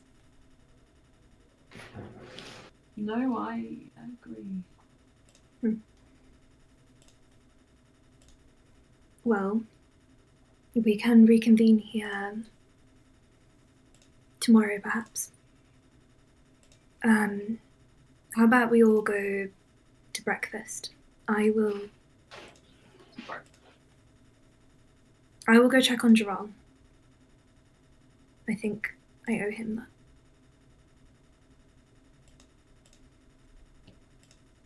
And also kind of slips from under Loran's hands and he will go after Gerald. You might want to be alone. Also, Cruel's contract is kind of like sitting in the middle of the room. He kind of watches it, and then Loran tries to take your hand. Also squeezes his hand. I need to just check. So be gone, please. And he very hesitantly pulls you in for a kiss. And considering the conversation you guys had before, the night before, and everything. Also seems surprised at first. His eyes kind of widen, and then he will kiss Loran back and just pat his shoulders. That's it. Loran just says, Sorry. it's okay. Looking at Cruel's contract. Can we just not use that for a moment? It gives me...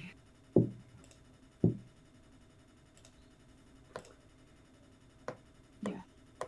We got some valuable information today again. Loran, go to breakfast. You'll feel better. I'll be there soon. We'll save you a place. I believe I've also got to talk to Slia, so don't be too worried if I'm not immediately there. Loran nods.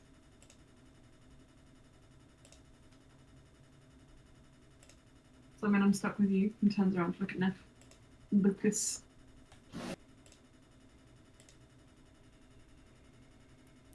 How are you?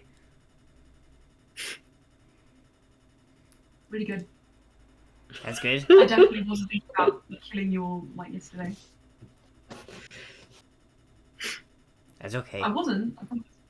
I believe you. Should I not believe Do you? you? Probably. And he walks away. Okay.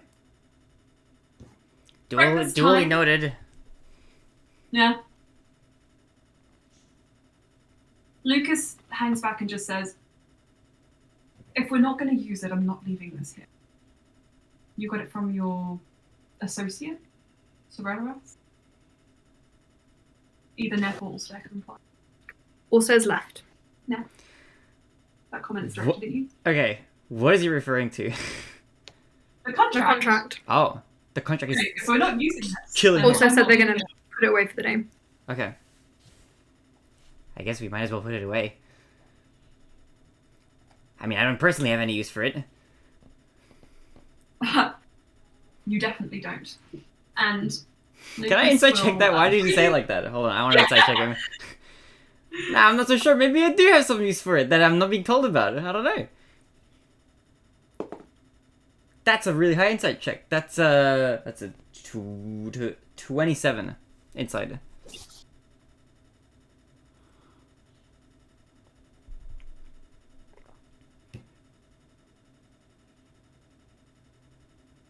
doesn't really trust your capabilities. Lucas. Along the same vein, you can also tell he wants someone from the party to be involved in putting it away so that they can see it, know where it is, be a first-hand contact. That's okay. Neff is overcome by a great sadness and leaves the room. Lucas insists on you coming with him. She turns around. Are you sure? I'm very sure. Genuinely, we need someone from the party who isn't going to get breakfast to be involved with it. Okay. I'm skipping breakfast. That's perfect in that case. I'm too overwhelmed by emotional turmoil. You're a medic. You know better than that. And you have this continual conversation as you go. Okay. Sorelaras. They Knock bond. on the door. Sorelaras opens it up. Hello. Leans down even further. Hello now. Hello. Is Lucas still with me or is Lucas gone? Lucas is with you. Okay, he's just not He addressing brought you Sorelaras. specifically to give this back to Sorelaras. Okay. Hello. And Lucas is like, we're done with this. For at least the day. Better to have someone who understands them to hold on to it. And Lucas takes it and then looks at it. You guys really did have your fun, eh? Done so soon? Emma, could you repeat that? That was very quiet.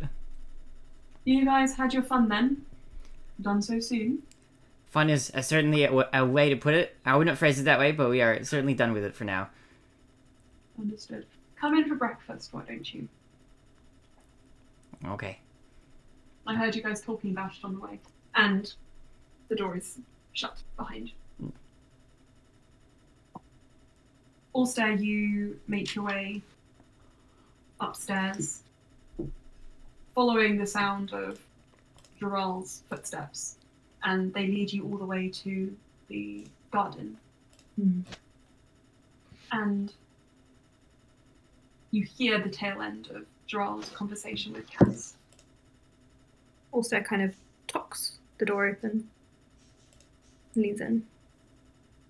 Gerald is kind of holding on to her on his knees a little bit as Cass is sort of on the ground still and also a dwarf. And when you come in, Basil's been woke. He's asleep on the floor. when you come in, he looks at you with wide eyes, still not fully finished with his panic. Gerald. He kind of lets go of Cass and staggers over to you. And then reaches out to hold your arms, but doesn't quite grab them, and instead falls onto his knees in front of you. And he just says, Allstair, he can't go to hell. Also kind of looks over at Cass and just raises an eyebrow, like, and then looks back at Gerald. What do you mean? Cass is, by the way, equally like, Yeah.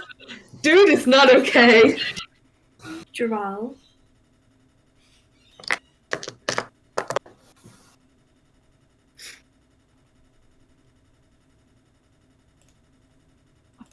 I've seen circles like that before. Mages cast them to interrogate and hold their victims. They extort the truth, I believe so. and that means he wasn't lying. About what?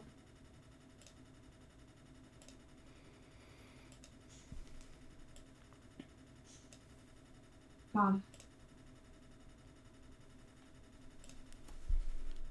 Gerald, God, you can't go to hell, Allstair.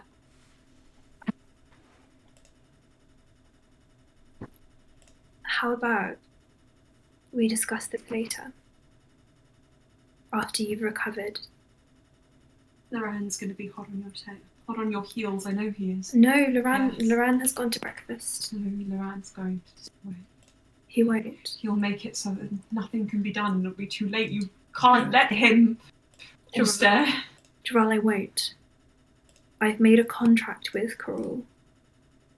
He can't harm me. I can't harm him.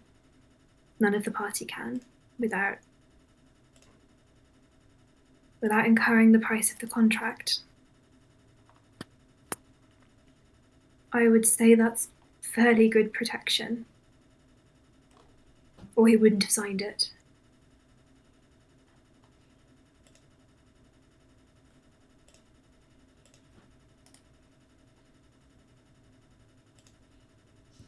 Let me take you back to your room. I can have breakfast sent up.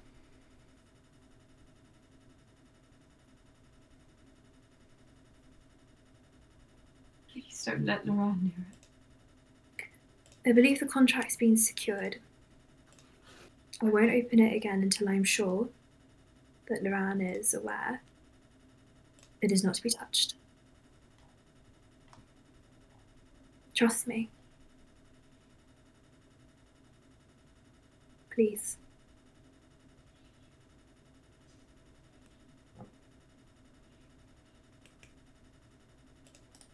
Dural will stand up. And just nods. Also will not impose himself, but he'll lightly just touch Dural's arm and give it a small rub. Cass, they're having breakfast downstairs if you wanted to join them. I think Cass would offer her hand to Freya and go to breakfast. I don't know if you want to roll a perception check from what happened during. Not you, Emma. Oh. Lily. Okay. Sorry. Well, Gerald can also, but I think Gerald's very preoccupied. It's true. It's a natural 20, so 31.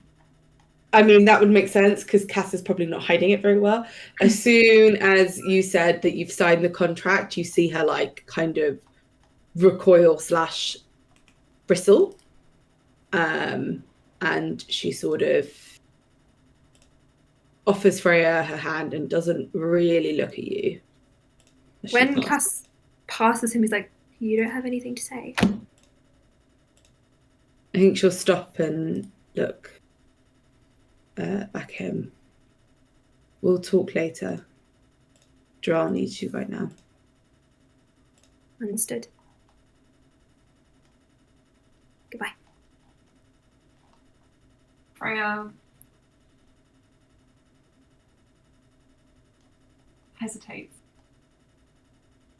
Comes with you and she puts a hand on your back. Pushing you forwards.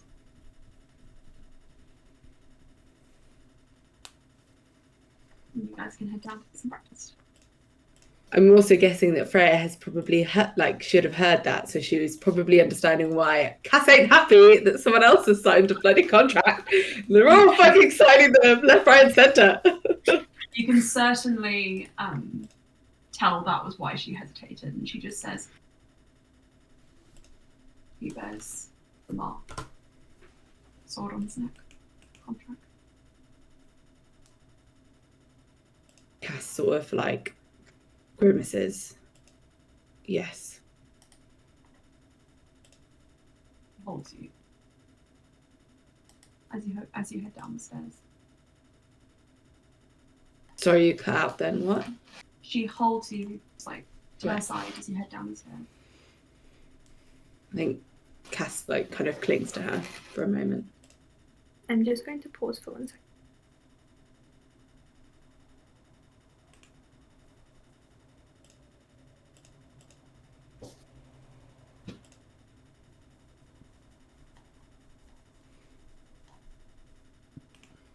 Okay. So, just for the sake of time, we're going to skip forwards to when Allstar's put Dural away and Put him in his box. in his box. And It's alright, Dural. Also, you can go to Slayer if you wish. You notice Sarah's sitting outside her door, having not come to the interrogation. And he just looks up at you. That's it.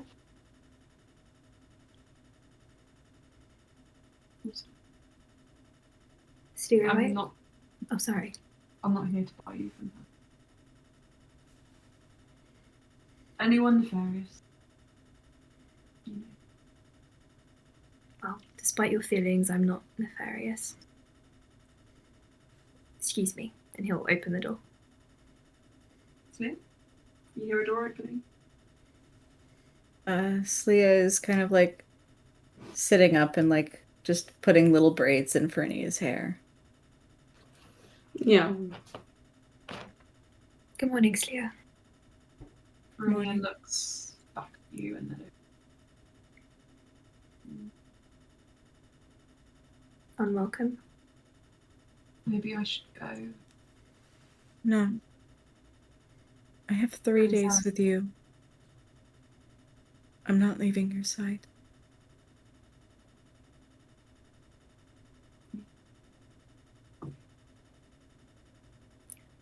Also kind of pulls up a seat. I believe I promised to tell you what was happening. The others are at breakfast. You're welcome to join, but you're also welcome to stay here. He smiles at Frenia. I made a decision to interrogate the soul fragment that Carol had left behind. It has so far been both a positive and a negative experience, to say the least. Also kind of rubs his neck. We've decided to give up give him something away. for that, didn't you? Sorry? You had to give up something for that, didn't you? Not my soul. I What promise. language are you guys speaking, by the way? Just for you. What language would Slia prefer? Just unless like Ulster's choosing to speak in a different language, she would just speak in common. Ulster's probably speaking in Sylvan. I think, just to be Careful. careful. In which case she will Frenia speak in frowns. Sylvan. No, she doesn't. It's fine. She doesn't. Slia switches to Undercommon then. Sternods. And then he'll also switch to Undercommon to match. He understands that Slia wants to keep Frenia in the loop. Well, I am sure you have your own opinions of the matter, but I have discussed with everyone. You did what you thought was Apologized. necessary. And I understand that. I will be careful from now on. I don't understand why you wouldn't tell me. I wanted you to rest. Sleep.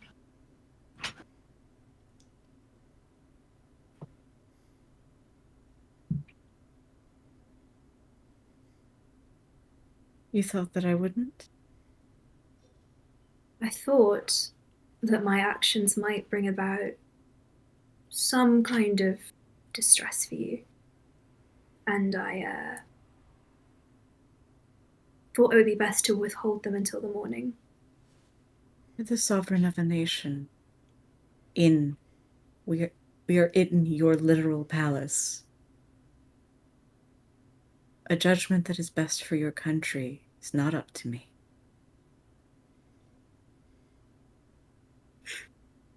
Thank you, Slayer. I am aware, however, that my actions have caused emotional harm to people. I will be restricting access to the contract. Good.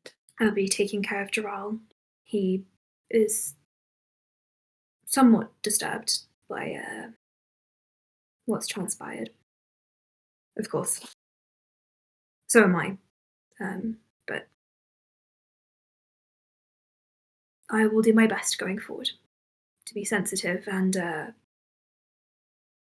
careful. I promise. I know. Did you manage to sleep? Enough. It's spreading. I know. Karul told us.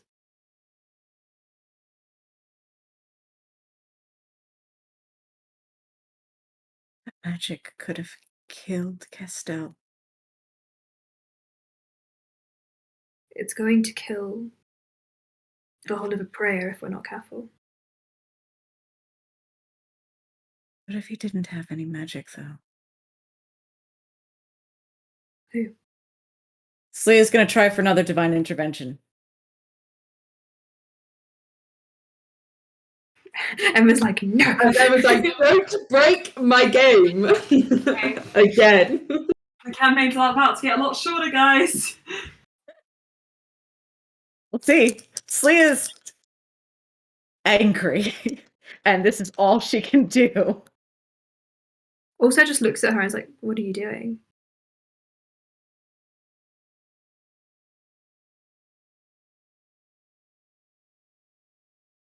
What if I could sever his connection to that which he cares the most for? His magic. If you do that, Slea, that which has already been done might not be able to be undone.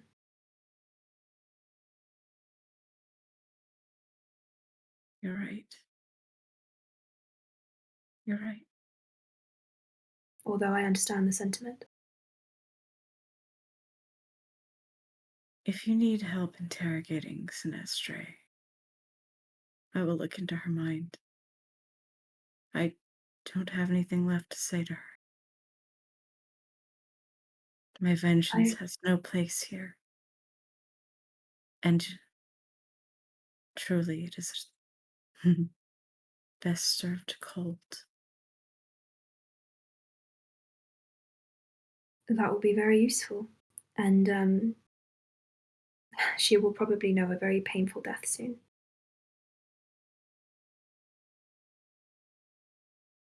As do all who are executed here. I'll make sure of it.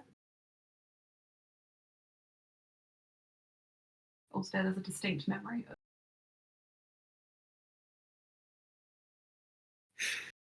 broken necks. Also, I will tell you what I rolled for the divine intervention. Please do. We are level 17, right? Yeah. I rolled a 19. Oh. Feels good. So honestly, it is actually a good thing that Ulster talked Slea down. Yeah.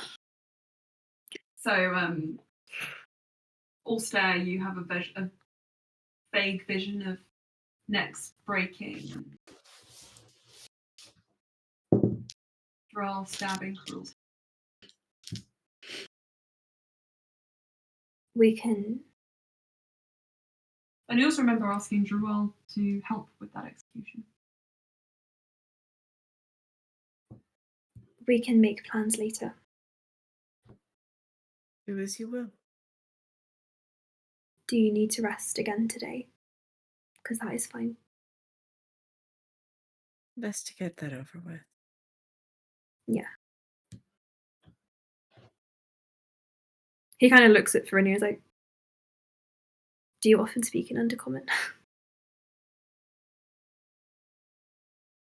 It's usually. It's just interesting. She wins.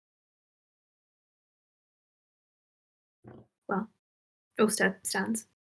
I will have breakfast sent up. Thank you. No need. You hear a voice from the door. Loran is leaning against a couple of plates, hovering behind. That's impressive. I know. I'm using all of my magic just for this. I'm so weak. Mm. Slea? Morning. You look good. Well, kind of look like you've been hit by Lies a cat. don't suit you, Loran. I'm trying to be nice. He really is. I know. You guys know how Just- nice I can be.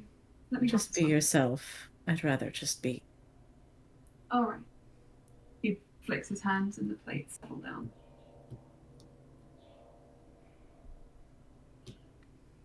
You want me to go? I'll go with you.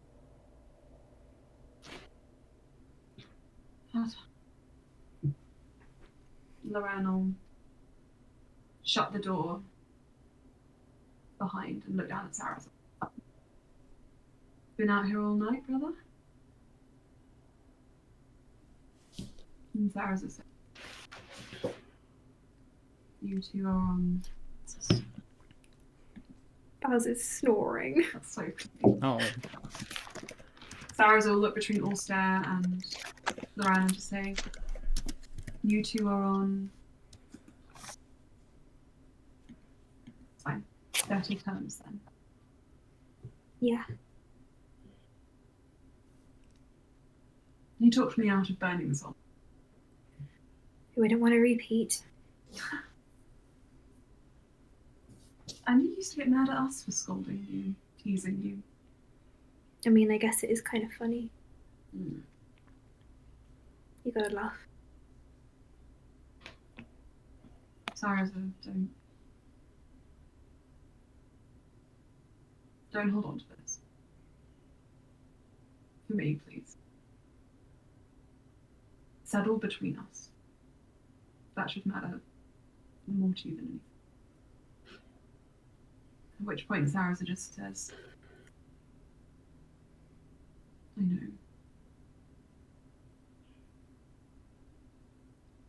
I'm just gonna need a little bit longer to get back to myself. Sarah I also kind of steps forward. I am really sorry. I wanted to say that to you in person.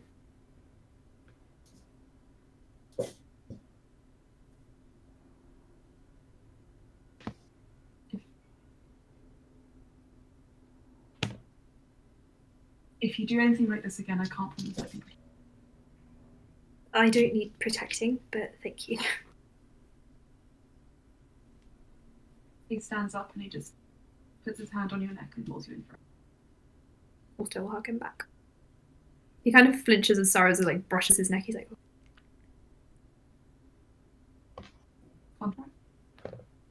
guess you can commiserate.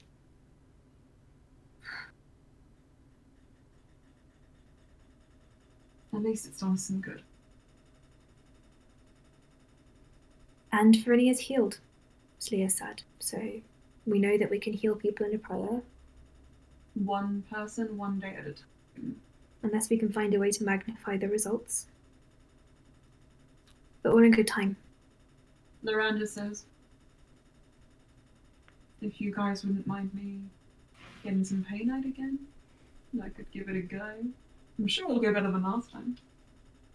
Can Slia overhear this conversation?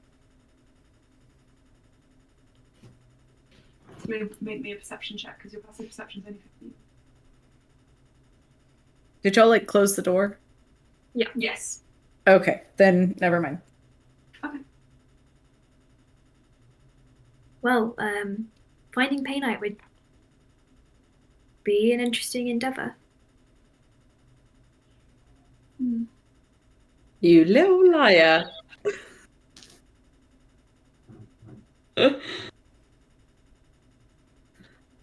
Loran just says, Zarina probably not going to give us the right one again. Probably not. Oh, but Let's leave it for now.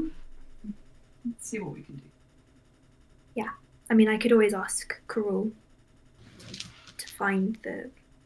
He knew where different painite deposits were. I don't know.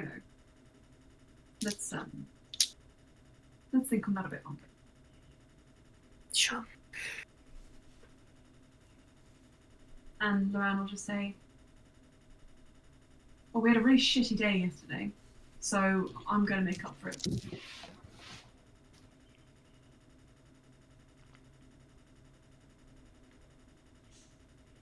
Yeah.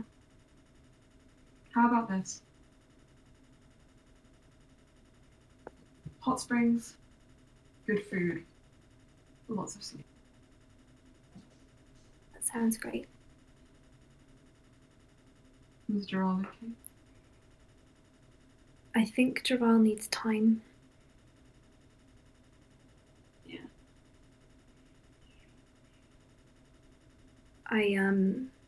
Seeing his Lala's got the little rustler in his mouth. seeing Jaral's reaction,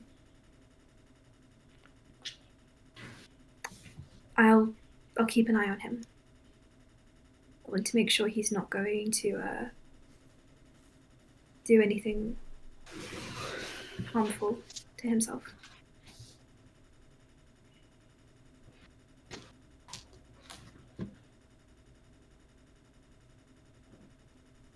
You do that.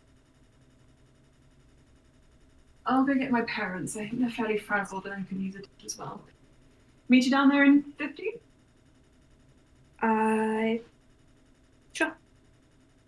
He winks and then heads on down. What do they do with the... Is the contract still in the dungeons? I think Lucas is putting it on. I'll go make sure he's secured it properly. I need to take charge after all. I started this. Full stand. Let's leave it for like an hour.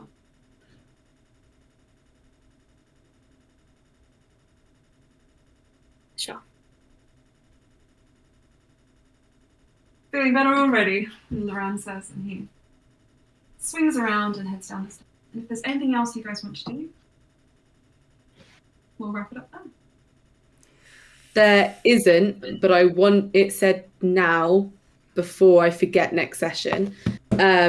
When Cass is told about what Carul says, she is going to pick up on the fact that he says no magic that shouldn't exist behind the door, because Elijah, we know, has been playing with magic that shouldn't exist. So she thinks it's a slippery way of saying there isn't any traps that you would know of, but there is.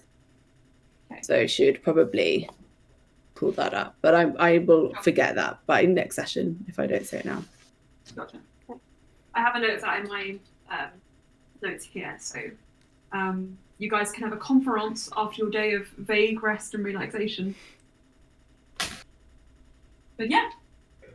Well, guys, that was fun. Thanks for indulging us and giving us an extra session. I know you guys have to go. Yes. We'll see you on Tuesday.